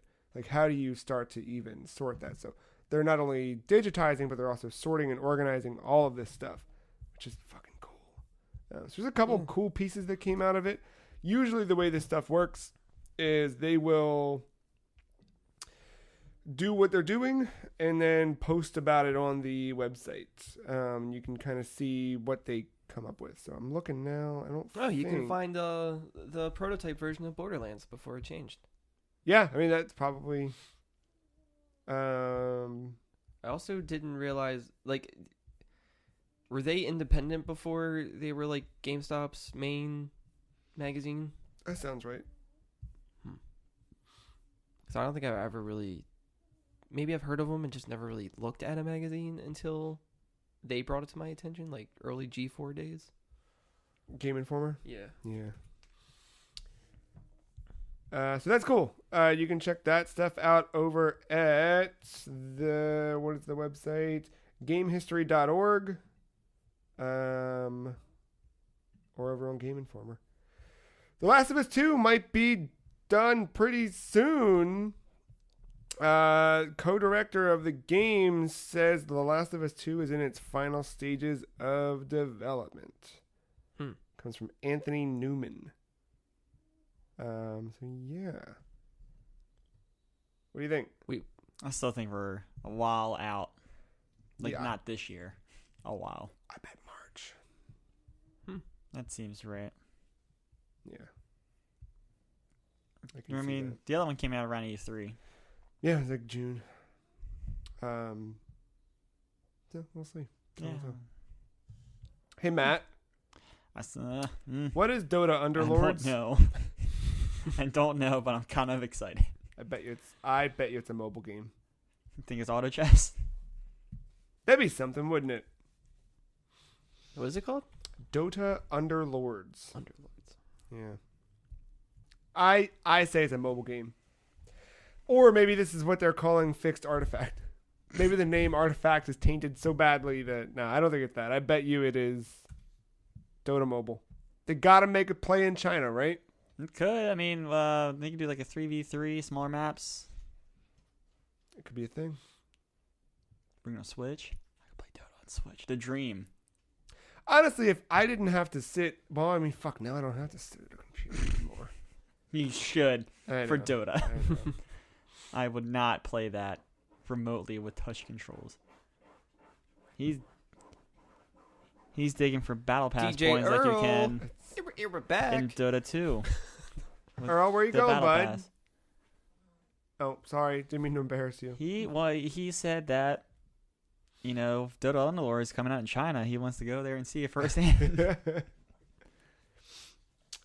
3 years after the PlayStation 4 was released, the Nintendo Switch was released. Despite that 3-year lead, Switch has outsold the PlayStation 4 this week in Japan. That's kind of neat. Good.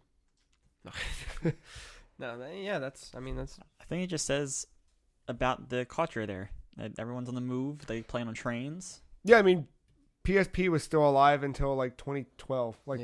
It outlasted the Vita. Or even longer than that. I think PSP was still alive and doing pretty well there into like 2014 or something.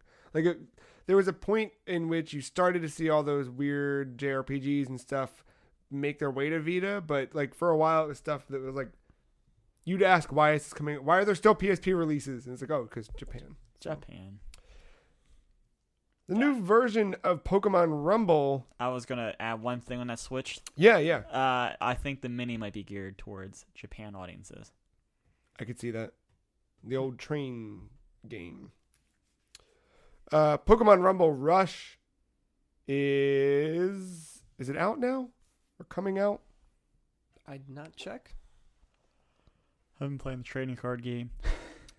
Yeah. One Pokemon, and one Pokemon game is enough. I mean, from what I've seen and heard about it, it is very grindy. Yeah, I played one of those things on 3DS or something, but I didn't care for it. I don't know. But it's What on is It's like a Mark. Pokemon Rumble. Yeah. Did you ever see any like DS or like Wii games where you're like little wind-up toy versions of Pokemon? They're like very simplistic and like polygonal. It's basically like almost a pseudo dungeon crawler where like you're just going in, hacking and slashing. You have 2 moves, and you just keep going. You fight a boss that's big, and then beat his ass, and then rinse, lather, repeat. All right. To get different Pokemon and whatever. It was fine. Like you can grind for Pokemon to get different moves and whatever, level them up. But I didn't like the art style, which is always what turned me off from it. Like the character, I was okay with it. Like the models of the little wind-up toys. That started originally from the Pokemon Ranch. Yes. The Wii app. The Wii. That was your way of WiiWare. Yeah, that's your way of transferring Pokemon from your DS to your Wii game or vice versa or something. Yeah. And then they just took that model and just ran with it. Think Pokemon Quest. That's what I was kind of But picturing. you're more in control of it. I couldn't think of the name of that game, but yeah, that's what I was picturing. Yeah, same concept. Skull and Bones delayed. Will You not mean Boat Boys, Joe? old boat boys will not be. Won't be at E3. Will Smith and Martin Lawrence. Will not be at E3. However, out of the delay, we learned that Ubisoft has 3 more AAA unannounced titles for fiscal year 2020, meaning they will be out before April 20th, 2020. Well, we just got one. What's one? Isn't Ghost Recon? Oh, is that coming out? Well, they did do the stream for that, so that's already been officially out. So I don't know if that counts towards it or not, because I think that happened before this news. Ooh, did it? Yeah, because that was like last Monday or Tuesday or something. Why can they? And they probably didn't want to announce it that soon either. I feel like it got leaked, and they're like, "Shit, now we got to do something." I don't know. The video looked pretty prepared. It's weird that we're getting a Ghost Recon game again so soon. It's the only thing. What's a sequel to Wildlands in a way? It's not like MMO-ish. Yeah, it's more like Destiny vibes, where like you have a squad and yeah. you're just fighting drones and robots and everything. Like there's a story. And the Punisher's in it. So unannounced AAA games. So one of them is obviously Just Dance. Oh my god. And then Watch Dogs 3. And then Ghost Splinter Recon. Cell. Or you think Splinter Cell? There was that tweet. I hope, man. Bunch of drunk dudes going, ha ha, look what we're doing. And then Ubisoft PRs be like, Just no, kidding. they're not. What the fuck? Like, stop, Put the guys. bottle down, Henri. Someone's in a room just yelling, "Why can't we just announce one when we want to?" I know. Yeah. We're the heads of this. When was the You're last right. time they legitimately announced the game without anyone knowing any detail? Boat Boys. And here's the thing. Ubisoft. No, because we knew that game was coming. We assumed it was because. No, we knew. Did we? I'm going to go and No, say that. maybe not like the Skull and Bones thing, but we knew they were working on a Boat Boy game. Fair. Yeah. And then it came out and we're like, oh, that's the Assassin's Creed boat game. Yeah, old Boat Boys. Title screen comes up. I Boat kinda- Boys. I kind of want to make a fake title screen now for that game just called Boat Boys. I just want to see Pirate Will Smith and. I just figured it out. What? We should do a Sea of Thieves show, but we'll call it Boat Boys. I'm where out. we all play Sea of Thieves. I'm out. Come on. No. Come on. You're No. smiling a little bit because you're like, Because oh, I don't want to shit. waste Boat Boys on something good. That is something. Come on. Come on. No. Come on. What else are we going to do it with? Think about it. He's thinking, everybody. I can see his We're face. not doing an act. I'm thinking of a different game. He's thinking. If we Is know there a water any- roll game? Yes. Yes. Super Nintendo. Virtual Boy also. Yeah. Oh, Got maybe, it. maybe this is Virtual Boy. I feel like they would have ported to Super Nintendo. Just to I mean, save if you it. want to count the Universal Studios game for GameCube and you go to the Waterworld ride, And I do. okay. But if we know anything from Ubisoft at E3, they are infamous for their mistakes. Hearing people when you shouldn't hear them. Yeah. Not hearing people when you should hear them. Yes.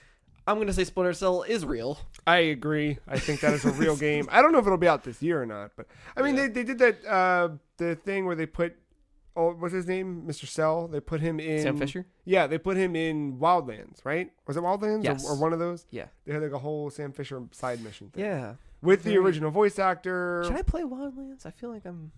I've heard people that like it really like it. I've always been a fan of Ghost Recon as a series, but I never dove into it.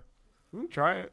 There's a couple places where that Waterworld game is at, by the way. Virtual Boy, SNES, Genesis. Then there's a 3D version of Saturn and PC. Interesting. Oh, sorry. Cancel the Sega Saturn version of this. Yeah, sorry. Oh. I really want another Rainbow Six Vegas. I like this game. I don't know they're going to do anything with They won't. Rainbow Six because they got a good thing going there. No, right now. I mean nothing against what they have going on now. I really like Vegas was the last Rainbow Six I played. Yeah. I really enjoyed it. But yeah, Splinter Cell's real.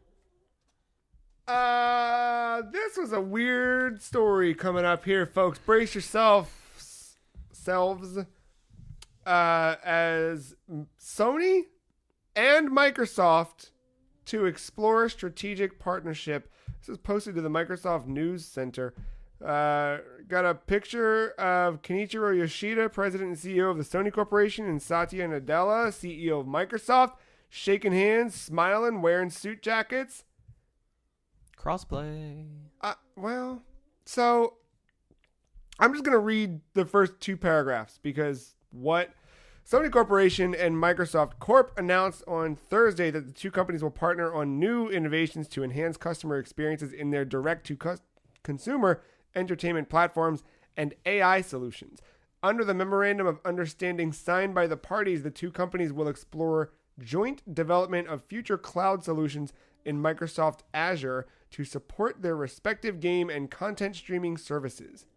In addition, the two companies will explore the use of current Microsoft Azure data center-based solutions for Sony's game and content streaming services. By working together, the companies aim to deliver more enhanced entertainment experiences for their worldwide customers. These efforts will also include building better development platforms for the content creator community. These efforts will also bring Microsoft and Sony corporations together in a collective middle finger to Google Stadia. That's the last line in here. Cross-platform? I don't know. I mean, I can see, yes, cross-save? I can see some of that stuff coming, but I think the smaller piece of this is like, hey, you guys got that shit? You guys need this shit? Okay. What if I give you this shit? It's literally, this is what it is. Fucking, I got it. Kenichiro Yoshida pulled up, looked over at Satya Nadella and said, hey, got blunt? And he looked over and went, got weed? And the beginning of How High was begun.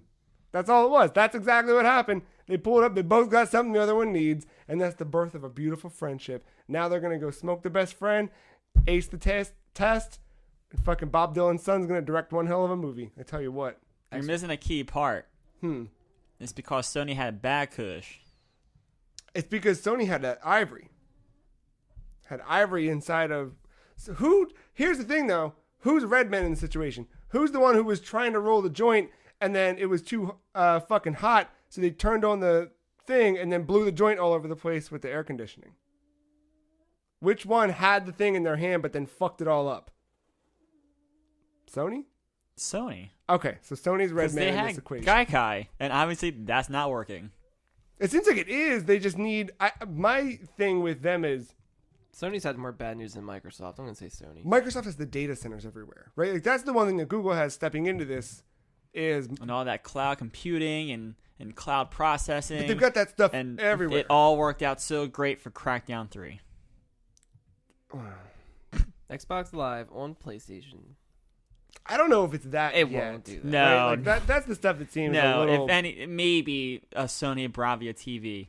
No, it would never happen. But it would be funny as shit, though. The most interesting thing about this story, I think, is the fact that, one, Sony's been so bullish about this stuff, any sort of collaboration. They've been a very like walled off. Leave us the fuck alone. We've got this. We don't need your help. We're not. Yeah, you guys are letting Nintendo fuck you. Do that. We're doing our own thing. So the fact that this is one happening, but two, just it's changing. Like a decade ago, this never would have been.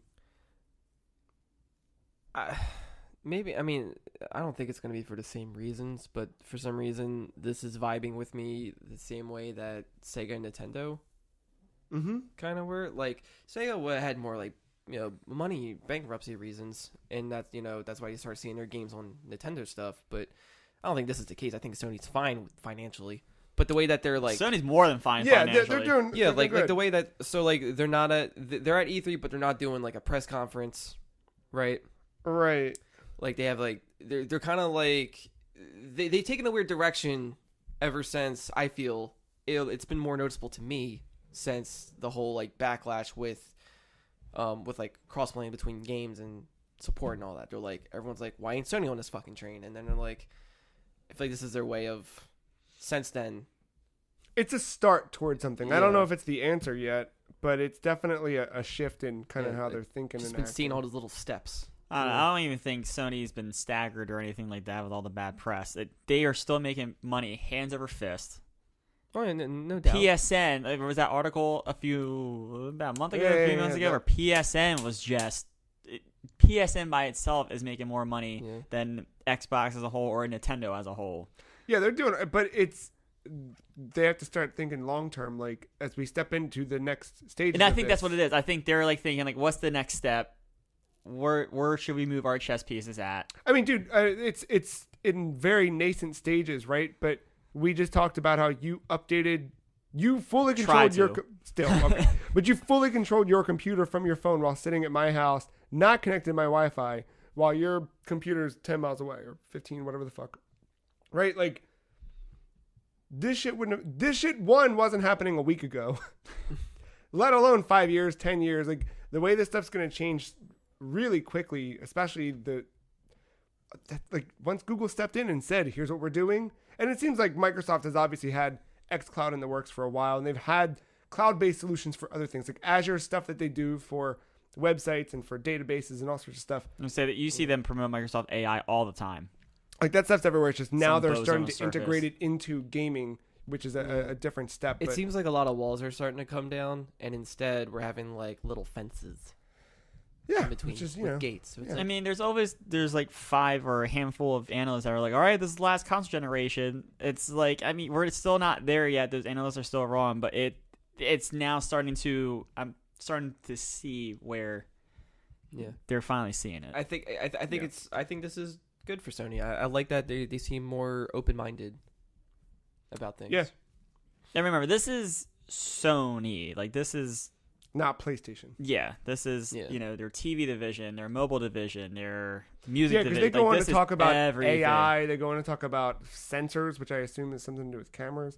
You're still. Yep. It's more than just PlayStation. Not that it couldn't have repercussions for that, but computers.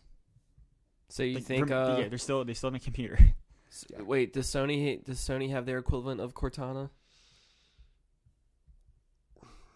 No, because it's not baked into PlayStation. Okay, just put Jack Trenton in the system. Yo, Jackie. Hey, what's up? Hey, yo, Jackie.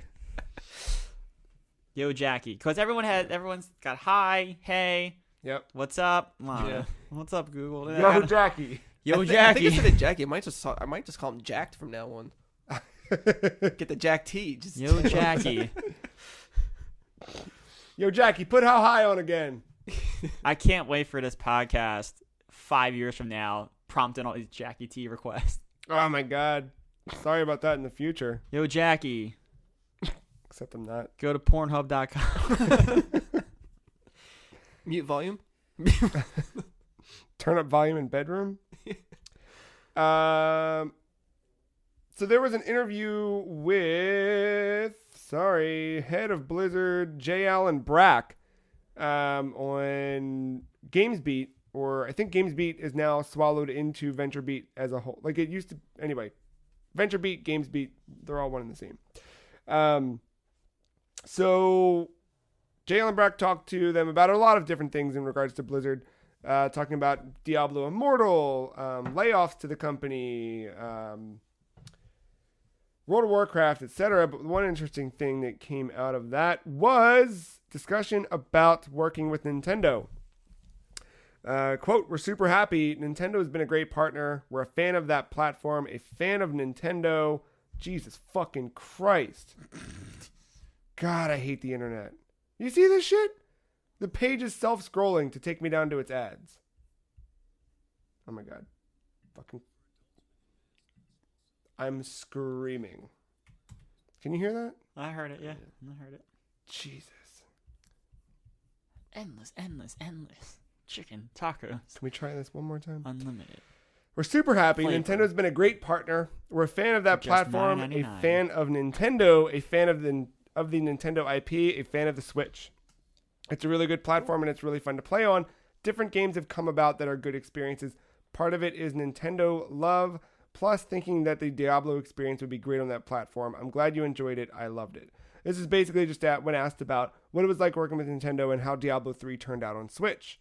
And then he was asked about the possibility of other collaborations with Nintendo. He said, "No, it's not." He said, "It's not ridiculous." Assuming, is it ridiculous to think this might happen again? Says, "We think of it as another platform. It has some unique properties that the Xbox and Sony platforms don't have. Thinking about what games make sense for that type of console is something we'll never stop doing." I don't know. We heard a lot at the last BlizzCon. Kind of, there was, I don't know if it was directly on stage or if it was like an off-stage interview, but that Diablo Immortal wasn't the only one, that there are mobile plans for each of Blizzard's properties. I think it's well due time that we start to see Blizzard stretch its wings a little bit, because they've been very much locked into that. Like where they're at now there's not been a new Blizzard game since Overwatch. Overwatch has been their most branching one. Right? And it's obviously done really well for them and it's great, but like to see where that stuff, like what does an Overwatch mobile game look like or could look like, or a spin-off that is you know what I mean? The same way that Hearthstone is a spin-out card game from WoW. Right. What other ways could they do shit like that? I'm intrigued to see. Overwatch card game. Hey, Or a Funko game. Well, They can go that route. They could go that route for sure, but if you didn't do that, maybe they could play Minecraft Earth, which is a new way to play Minecraft in the world around you. Free-to-play version of Minecraft lets you build stuff in AR. Mm-hmm. Yeah. Sure. But it also, the one neat thing about this is that it leaves your creations in the world so that other people can run about and add to them or whatever. Burn it down. So there's a closed beta coming out this summer on iOS and Android. You can sign up if you would like. That is over at minecraft.net/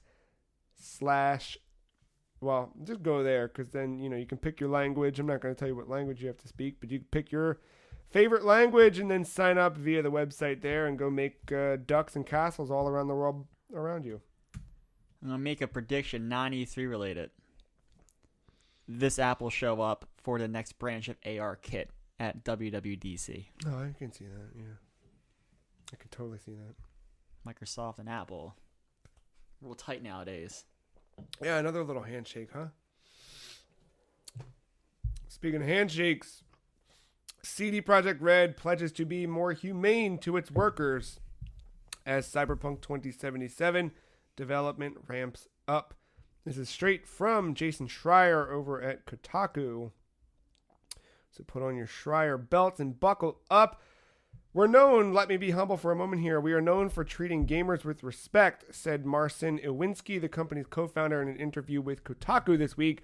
This is what we've been working hard toward, and I actually would like for us to be known for treating developers with respect.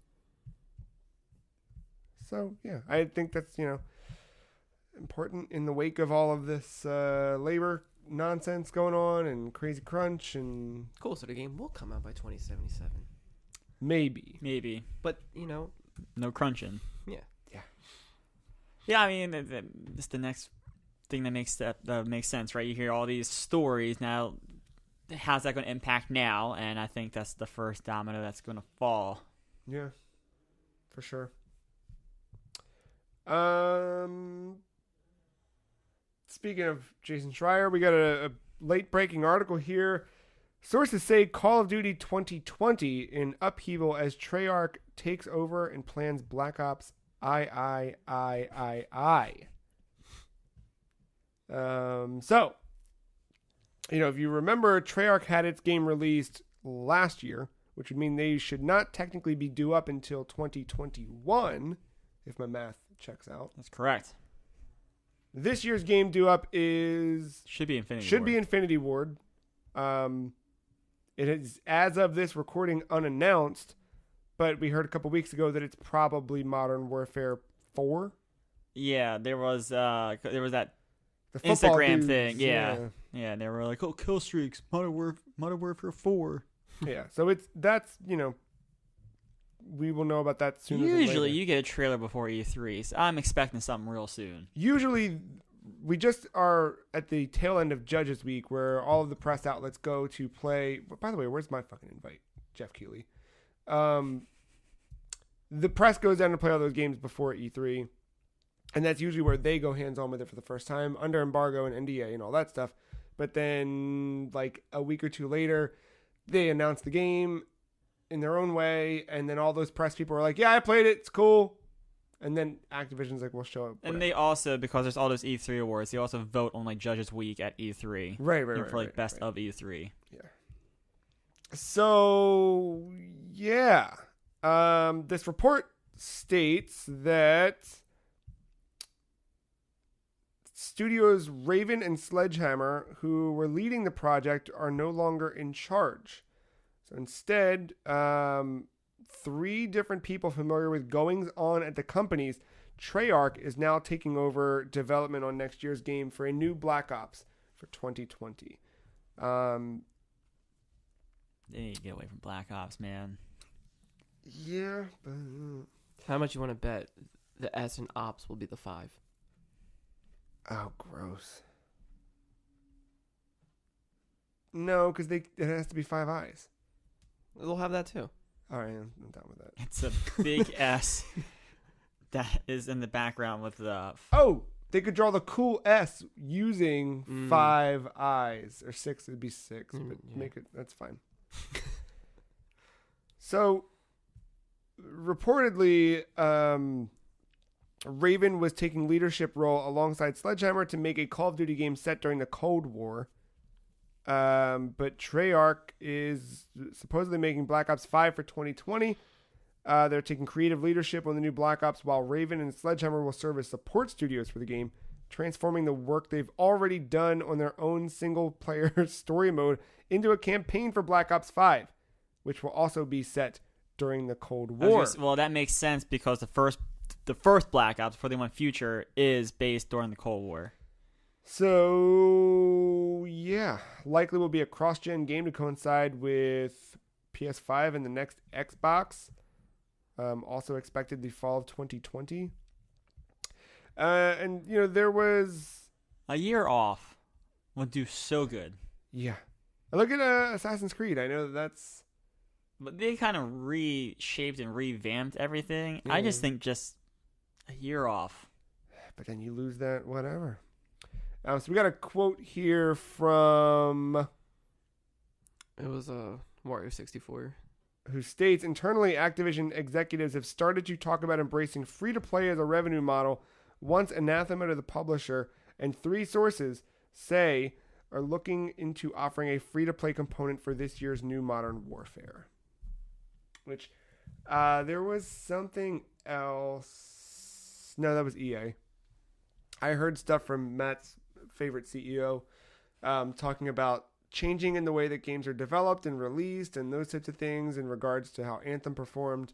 I can see that this stuff's going to start infecting these games. You started to see them toy with that a little bit with Black Ops 4, where they did that that release of Activision put it out as a what was it? You could buy just the multiplayer and you could buy everything but zombies for like $40. Oh yeah. So it seemed like Activision was like Forgot poisoning about that. itself to like release its games in a different capacity.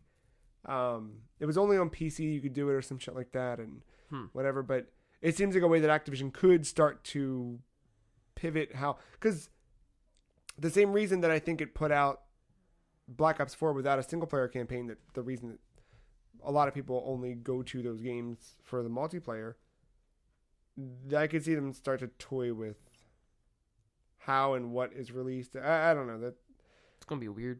Yeah. But likely it would make more money for them. You know, depending on how people play those games and what they would play them. I don't know. Kind of piggybacking off of this, something I forgot I saw earlier in the week. Remember that battle royale from Battlefield called Firestorm that came late and no one cared? Yep. They're losing a duos mode because of lack of interest. So it's just solos and squads. That sucks. Dang. So at least Black Ops, what was it called? I forgot what it was called now. Blackout. Yep. Yeah. So at least that still has an audience. For now. And then 2 more news stories of the week. I forgot about that Black Battlefield. Yeah, everyone did. Jesus. So there was a bug in the Nintendo Switch version of Final Fantasy VII. I believe this is also in the Xbox version. It's been in all the versions. Yeah, but the newer releases of this, the PlayStation 4 version fixed it, the PC version fixed it.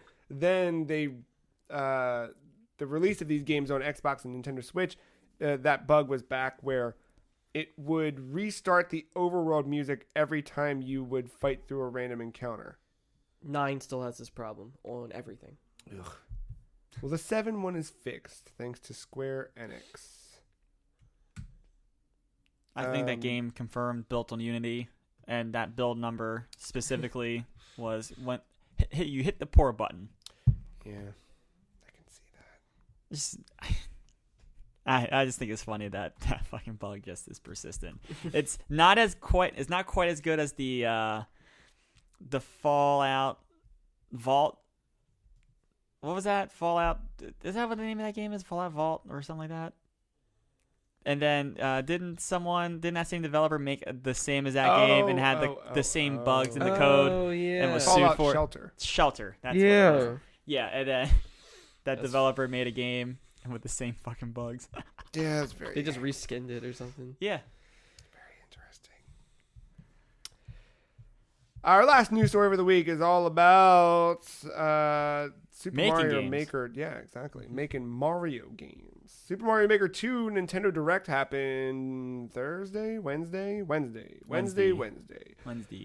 17 hot minutes of hot Mario Maker 2 action.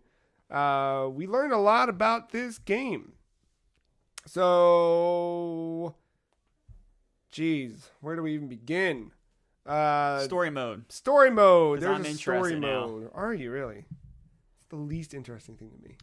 I'm in this game. I'm not for like making levels or making things like the create.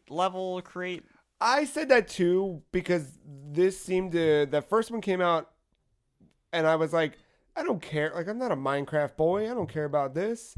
But then actually dicking around with it and making stuff is so much fun. But what I hope will happen is what they kind of presented with the story mode was like you would see elements and it will slowly introduce them for helping you make level it's like a design. tutorial. So maybe it will unlock my creativity where I can be like, oh my god, I can fuck Joe and Marc over real bad with this level. But that's creative, not just fucking hidden blocks everywhere. I think being like hands-on with the creation tools, like being able to remember when we were making them and like seeing where Mario's trajectory goes and you kind of watch that ghost trail and you're like, okay, well, this is where I can put a thing. Like being behind it, you're kind of like, it makes your brain start to think. You also have to I think you unlock stuff too as you go on. So I don't know if story mode might be required. I hope they don't do that unlock of the. I think when they were saying unlock, I understood that as you were unlocking stuff in the story mode. You were unlocking because you're the story is you're rebuilding Princess Peach's castle. Yeah. over the course of 100 original courses. It was when they were talking about the moon. They said something about unlocking. Oh yeah, there was like hidden items or some shit like that. Or was it just like if you had that one, you unlock this potential? Maybe it is that. Either way, like for some reason, I just wasn't really into the first one, and I guess seeing the second one just kind of shows why, just how kind of bare bones it was for me, and like I don't know. I mean, I guess it just sucked with creative things lately, so I just didn't really see all the potential that game had. I never really sat down with it either, so for a digestive moment, it wasn't really selling for me. But seeing this one though, I'm actually like I'm very intrigued by it. Like I'm in on every mode, like everything. Yeah, it's got a fucking car in it. Yeah, that was bizarre. So you make your own levels, of course. In terms of making, we've seen. We need to revisit that Fast and Furious level now that we got a car. Oh yeah. We're gonna make some shit, man. So family. You can make your stage in Super Mario Brothers, Super Mario Brothers 3, Super Mario World, and New Super Mario Brothers U styles. You can also, in between each of those, change between a desert, snow, forest, sky, like theme to set, and that's in addition to already having like castle, ghost house, etc. They're just more that you can choose from. Is underwater a separate thing, or is So, that just I add think water to water whatever? can be added to any level, which is a new addition to this. You can add, you can make your water just stationary, or it can rise and fall at various. I didn't know if it had its own background, because like Super Mario World, you had like the little The like special- yeah, it seaweeds was and always- everything. This seems like you can do it wherever, and you can also fuck with lava, and I assume maybe poison in the like Mario World, or I'm sorry, New Super Mario Brothers U art style, that purple. Yeah. You can also change the scroll speed from left to right, how quickly the camera pans. I thought that was really cool, and You can make the some cool- direction as well. It's not just left or right, or sorry, I guess to the right. But you can also like push up now. You can build vertically, which you couldn't build vertically before in Super Mario Maker 1. You can play and create in the style of Super Mario 3D World. The catch to it is if you've made a whole bunch of stuff and then you're like, I'm going to make it in 3D World. The second it changes over, everything's wiped out, cleared out, because those two styles are not directly compatible because of things like the cat suit and the clear pipes and things like that. Oh, man. I think the idea that you in this game can set win conditions, so it's not just get to the end. You can make it so that in order to clear a stage, you must collect 50 coins, or you must kill 15 Goombas, or whatever. That could lead to some really, really fun stages, I think. Those stupid levels where like you're put into just a fucking bouncy room with like Goombas and stuff. Like you could maybe now pass that with killing 15 Goombas or whatever. Right. I know my first level. Yeah, it's good. We got cooperative creation. So now you and another person. The way it's advertised, the way Nintendo is showing this off, it seems as though you can only do this with single Joy-Cons when you're creating. So each of you would have a single Joy-Con to create, which isn't the worst, but you know, it's creating, so like you're not working fast paced. Yeah, but fine.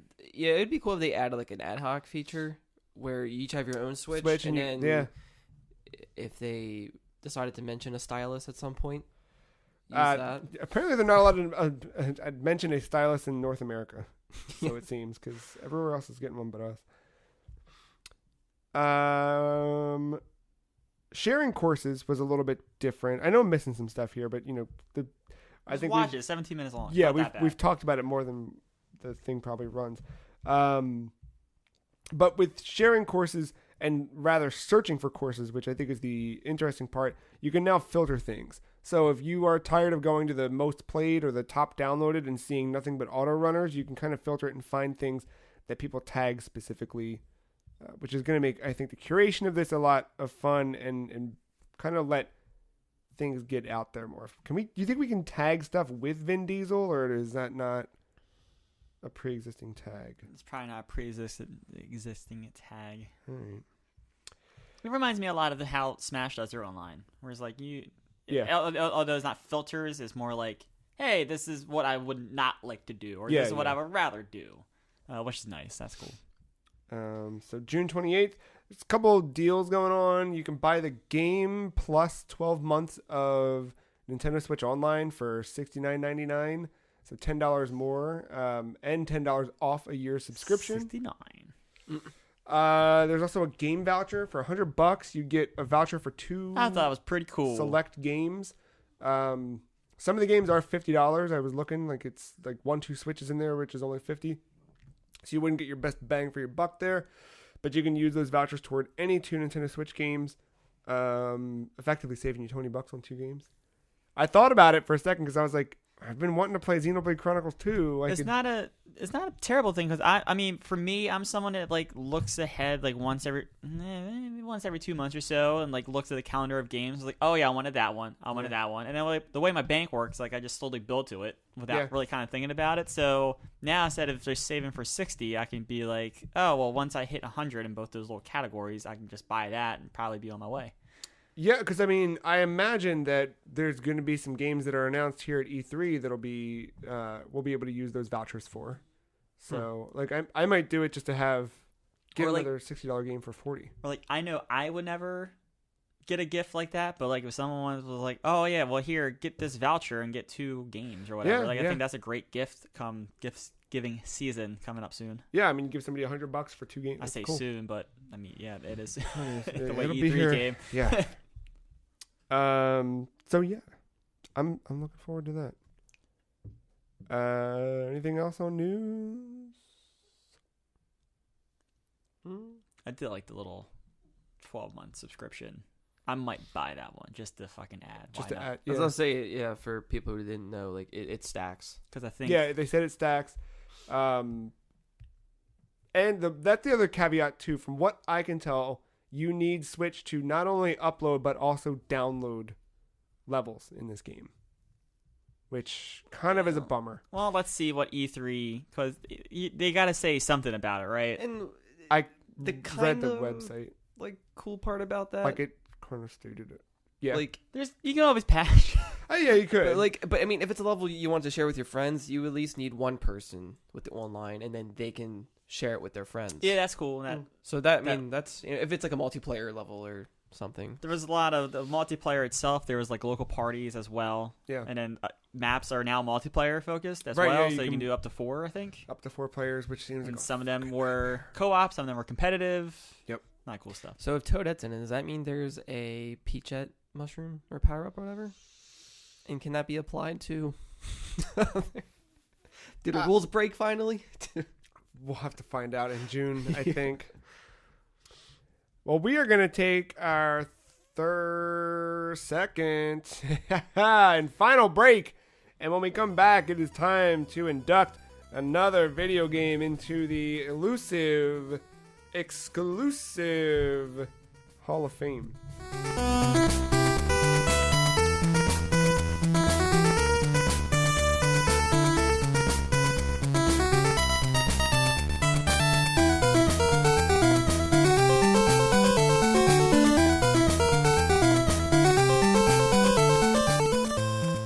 Welcome back to the Free Cheese, episode 300. It's time for the Hall of Fame. If you're listening to this, you can also look at this over on the freecheese.com. That's not where you go. Well, it's there probably. You can also go to our YouTube channel and watch us induct a new video game into the Hall of Fame. So we're ever evolving how we do the Hall of Fame inductees, and this time around, I think we've perfected it. Probably, at least until Game of the Year this year. We're also adding in a new phase of Hall of Fame. Traditionally, we've had no tradition, so we've done it twice. Once at each of our last 2 Game of the Years, 2017 and 2018. Now we're adding it in for the 300th episode. We'll now do it every Game of the Year, and every 50th episode, a new inductee. So we've each assembled a list of 10 games that we individually believe should be in the Free Cheese Hall of Fame. We've written them all down on these sticky notes in front of us, and one by one, we didn't determine who goes first.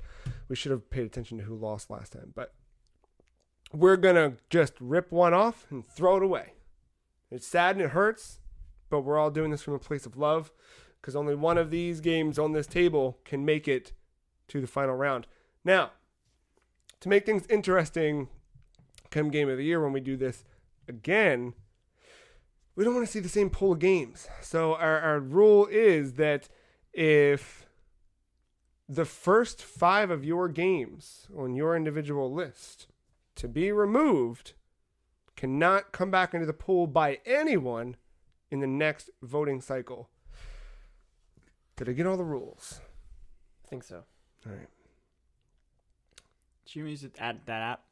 Huh? The finger app on the phone? Oh, that is how we did it. Oh, but my phone's filming us. Oh, Do you have it? I don't think I have it on hand. That's all right. I don't even know the name of it. Chwazi. I mean, if you want to download it, go for it. You can do that while we stall for time here. I And Of course I can stall for time. maybe it's important to note, but like usually I feel with like a Hall of Fame game, you kind of want to, I guess, really give a case on why you think it deserves it. But I feel all these games here kind of share those same reasons one way or another. So Yeah, everything that in we're some way they resonate a type of greatness. Yes, in one way or the other.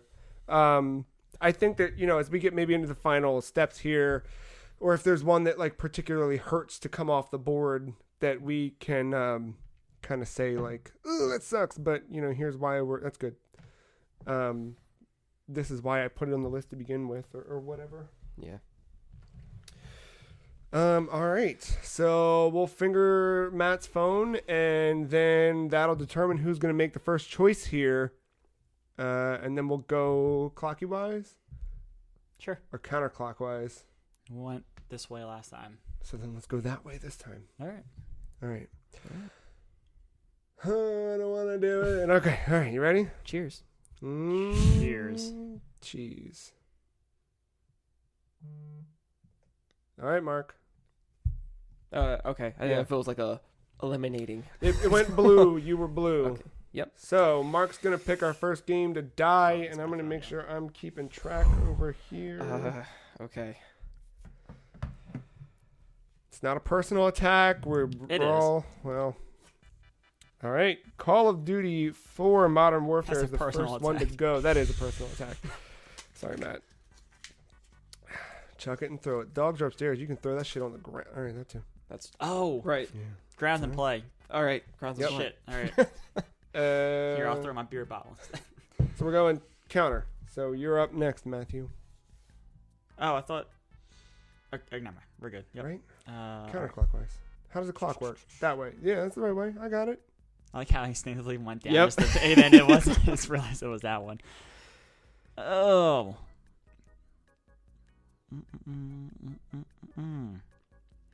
Where do I go? Where do I go? Kill your babies or other ones. Yeah. Sometimes you have to kill our own. Yeah. Man, I kind of don't know where to start. Oh, come on. Right off the bat? Yeah,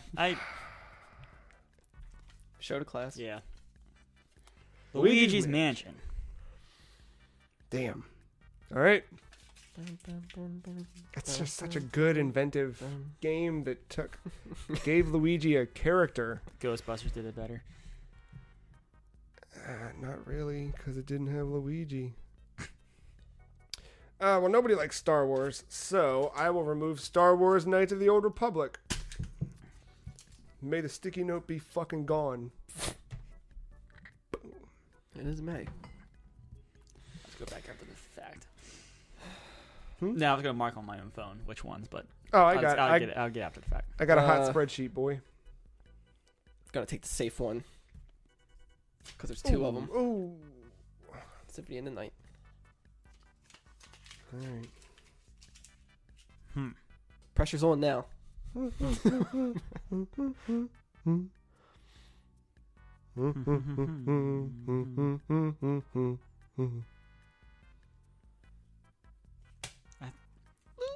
Donkey Kong Country. I think there's better platformers on this board. Ooh. Okay.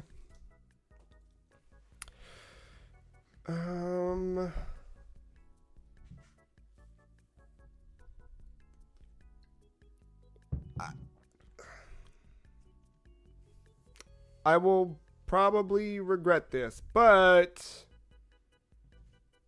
I'm gonna remove my own Donkey Kong. Probably the greatest arcade game ever made, but I'm not feeling it right now. I don't know why. Just not feeling it for today's Hall of Fame. All right. Ah, shit, but that means I can't vote for it next time. Correct. Okay.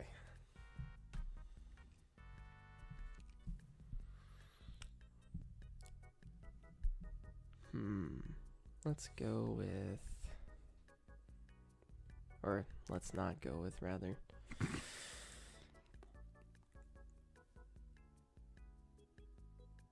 There's like a silent stillness that's just... Yeah, sorry. It's Okay. just... all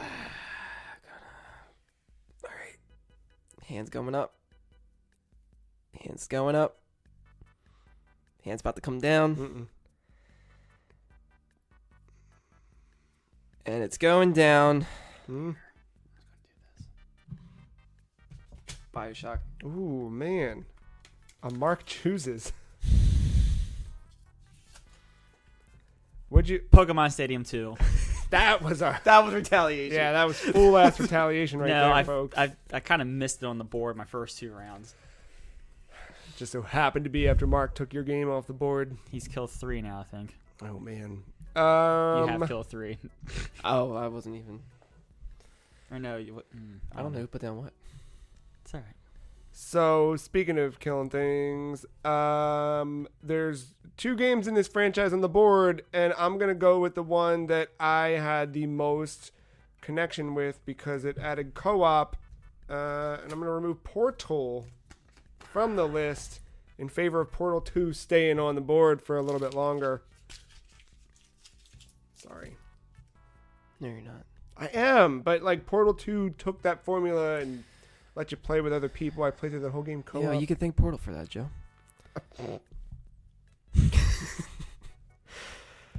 Let's see. I'm gonna.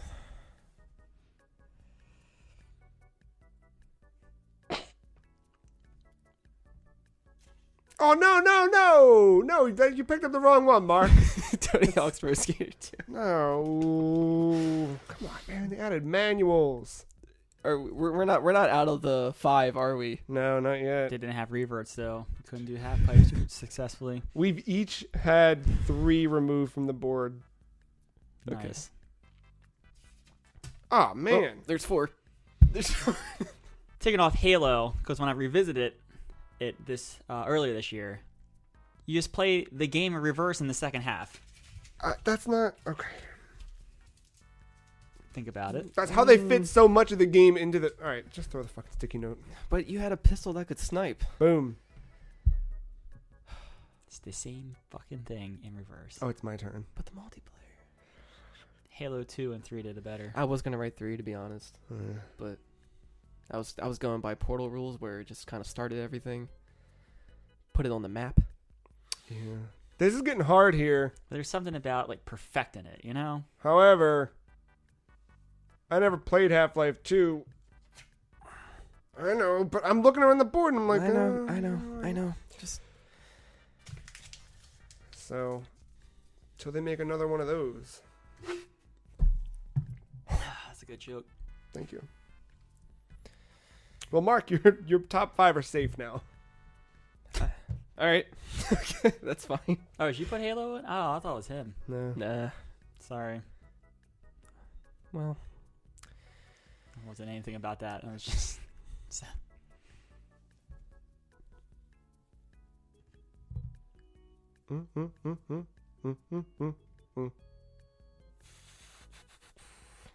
all right.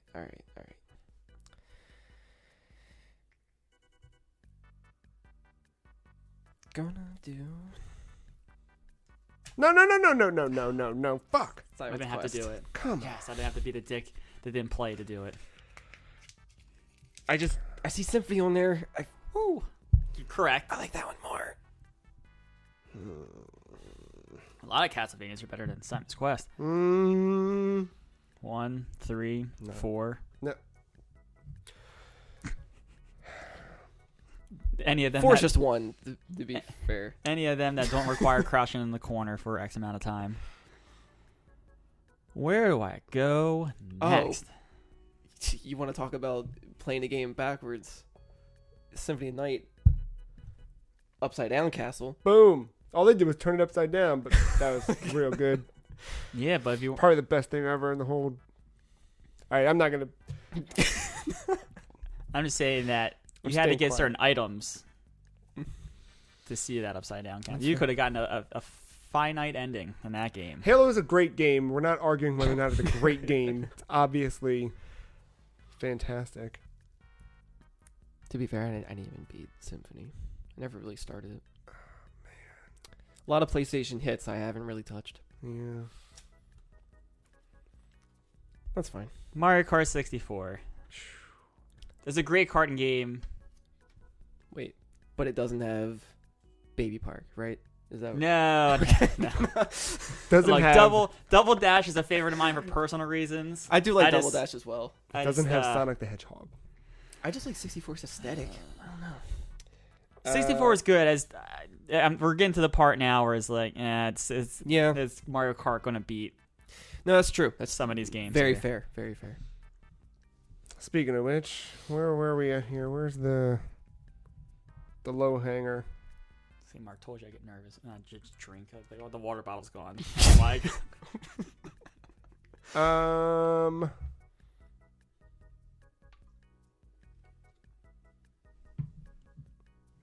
dude. yeah, it's getting hard now. Yep. Is everyone's top 5 secure? Mm-mm. No.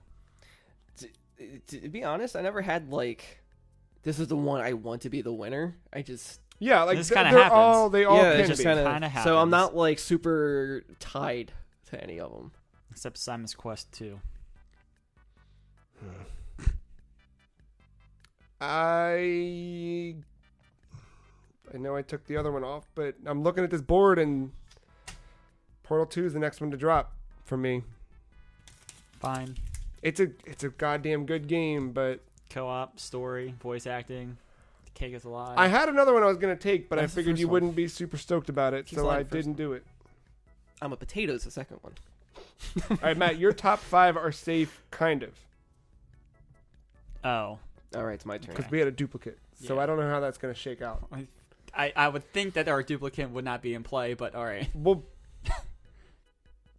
Good, wait, because if I kill it, because I killed that. I guess if it That kills it for one person, where they can't vote it again. We'll discuss that off air if it comes Okay. to that. I don't think it's going to come to that. In my humble Because I think opinion. it just should be just still per person or whatever. That way, it's not a double next time. yeah. But yeah, we will. Whatever. Dude. Come on, man. At the beginning of all things. All right, so that means 1, 2, It 3. did. I mean, not this version, but it did win a Game of the Year. I don't It's feel true. too bad Yeah, about it did win Game of the Year. All right. So now we all have our top 5. I'm going to condense a little bit here. Just get some Little cleanup condensing. going. Well, Get some of these Little wires out of the maintenance. way.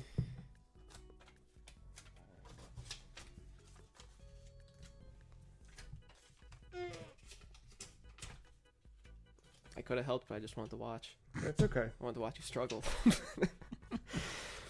Watch me bleed. And there we go. Nice consolidated list of 14. Whose turn is it? mine. Okay. What was the last one that went? Doom. Got it.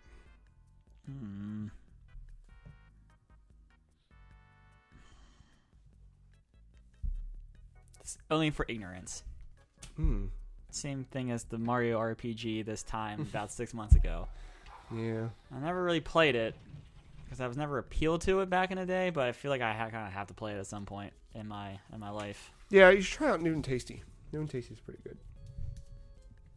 Modernized it a little bit. I never played any of the Outer World games. It's never weird green people. Just never appeal. Yeah, they're weird, but they're cool. I thought they were corpses when I first saw them because of the stitching on the mouth. Yeah, it's got that Tim Burton puppet vibe thing going on to it. Yeah. All right, there's 2 games I want to get rid of, but one I've played and one I haven't. So, Metal Gear Solid. It's hard, but remember, it's our list collectively. Eventually. I know. Ooh, okay.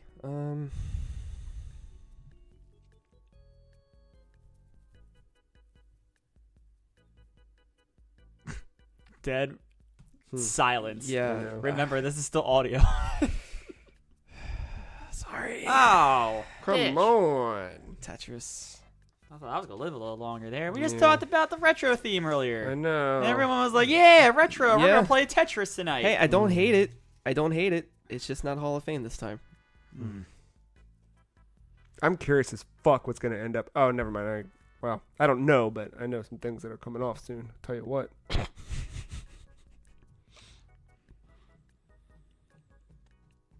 I'm between 2. Ferns? Between 2, and I don't know which one because I haven't played either. I'm trying to think. Just close your eyes and then slap your hand on the table and whatever it's Well, closest to. they're on complete opposite ends, so that won't work. That won't work. Oh, I just don't get the appeal of this game. Oh my god, but you will. Oh, you will. I won't. You will. I'm This is sorry. the time. I jump back. I don't get it. I never wanted to play it. I haven't played it because I never wanted to. There's other games on this list that I'm like, oh, I want to play. And there is some games on it that I'm taking off, like this one. It's like I just don't get it. Did you tell everybody what it was? Oh, it was Animal Crossing. Sorry, I don't think I ever showed it. Here, let me uncrumble it and then recrumple it. Well, You don't have to. You don't have I to got do it. that. Boom. Did it. Okay. I went to go visit Taco Town this week. I forgot how to get there until I turned off my 3DS. But then I was like, oh, right, all right, I'm going to bed. Oh, Yeah. JK, I did play Animal Crossing. It was the Pocket Camp one. That doesn't count. Yeah, well, I tried to forget that I played it. To be fair, me too. Just move that right there. Star Fox 64. It has a newer, prettier remake.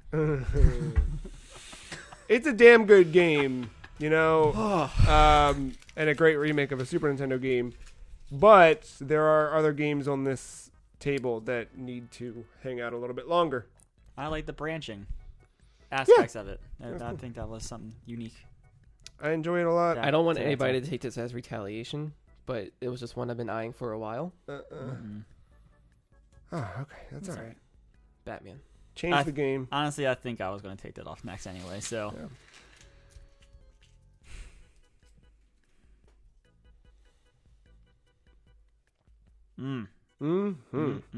Shall I just move Yeah, these down? yeah. Make it nice and even.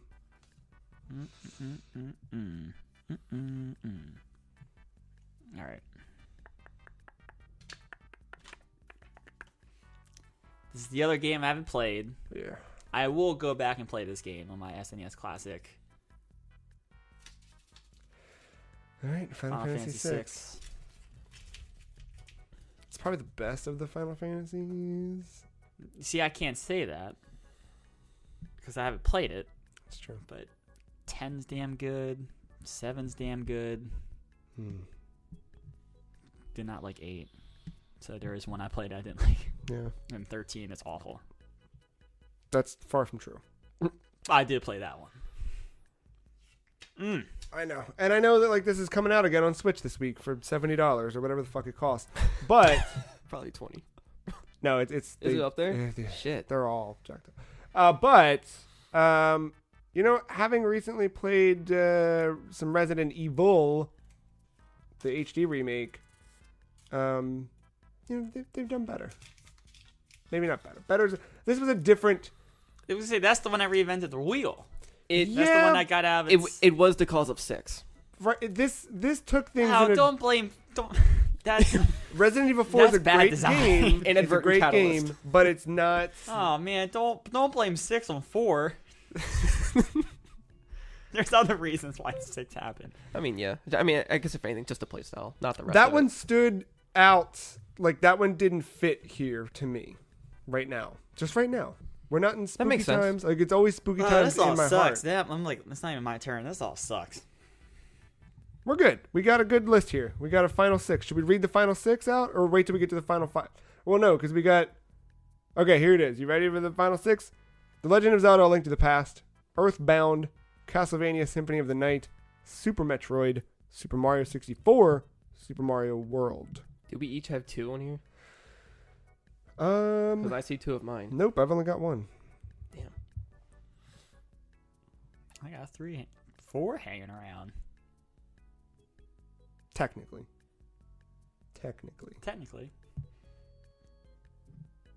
Mark, you're up. Oh, shit. Yeah. Sorry. No, you're good. Okay. This sucks. Yeah. I like all these games.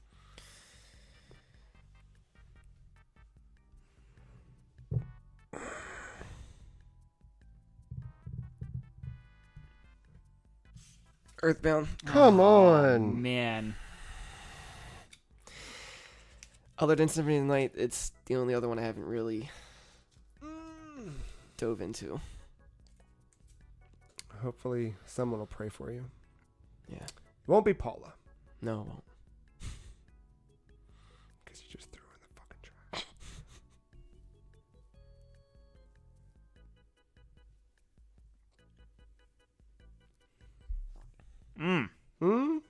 This is where it gets hard. This is where everything... The difficult decisions must be made as we get down closer to our final 3. Man, I don't know.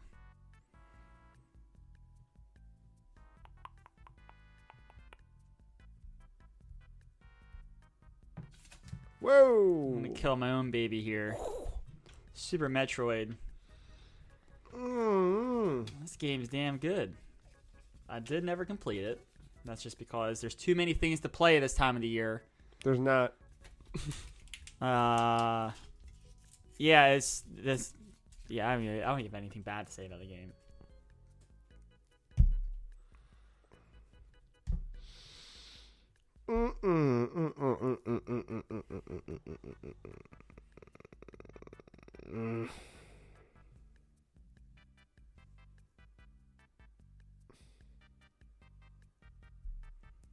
There's a couple of reasons I'm going to pull this one off the board. There's a couple. I'm not going to say why. I'm going to leave them in my head. But Super Mario 64 off the board. I know. That doesn't feel good. None of this feels good. It's just something that must be done. And now we're here.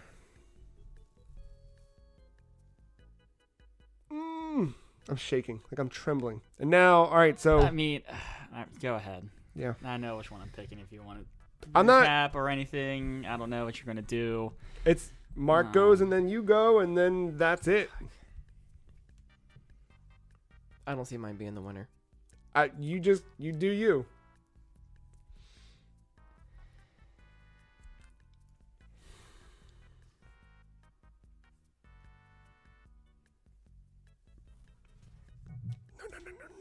No. That's the wrong one. You're not supposed to take that one. Oh. I killed Symphony of the Night. You killed 2D. I Bloodborne. killed it twice. All right, Matt. Is it going to be The Legend of Zelda: A Link to the Past or Super Mario World? I'm sorry, Mark. I knew that was coming. I'm sorry, Mark. I feel like no matter what I picked, Zelda was going to go next. So Zelda's got to go. Well, not got to go. It's going to go because I have to make a choice. Yeah. Between a game... I have played this game. I've never played it to completion, but I played a good chunk of it. Versus one of my favorite games that I revisit. And Yeah. Had it been a lot. Had it been Zelda or Symphony, would Zelda still go? I would have thought about it a little bit more. Your fault. You did this. I probably It wasn't gonna win. I knew probably would have picked Symphony once again because I still completed it and I loved it. But I don't know. I would have thought about it a little bit more. Man. That's another one of those games, though, that next year's I'm going to come in with a little bit more. I'm going to revisit the past before I come to the future in the fall. Interesting. Because I feel like there's games that I pulled that is just for my sheer ignorance. You all right over there? I'm sorry. We're going to get It Taco doesn't Bell. feel good. It's all right. No, it's fine. So Super Mario World joins the ranks of Grand Theft Auto and Bloodborne in the Free Cheese Hall of Fame. So what that means I don't feel is good about this. No, it's okay. Mr. Stark, I don't feel so good. So we will not be able to vote. Should I read this now? Yeah.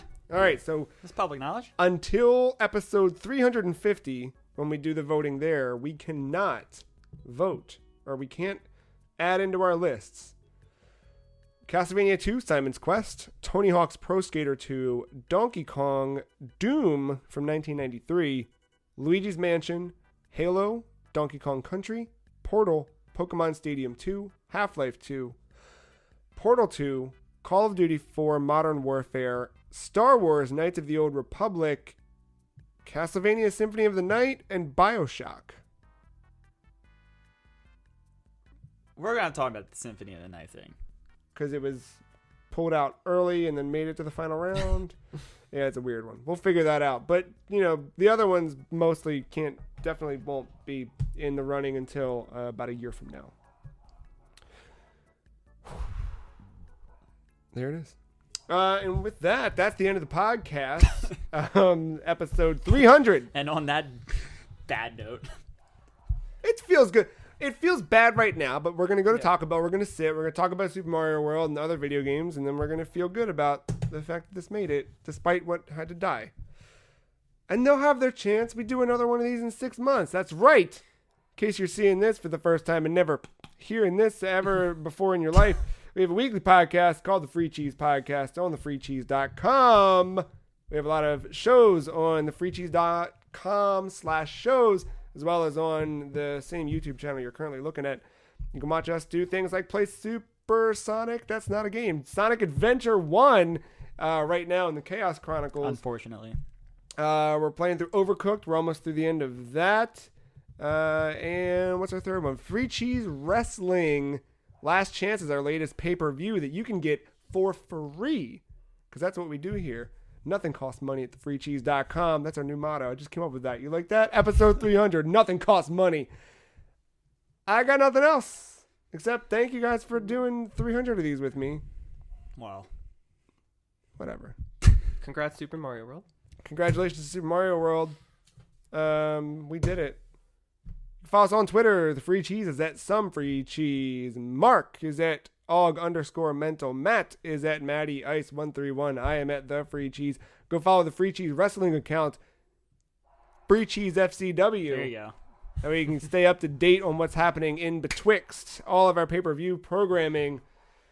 TheFreeCheese.com. That's it. We'll see you next time. We will see you. You won't see us. We don't do this stuff, but every so often.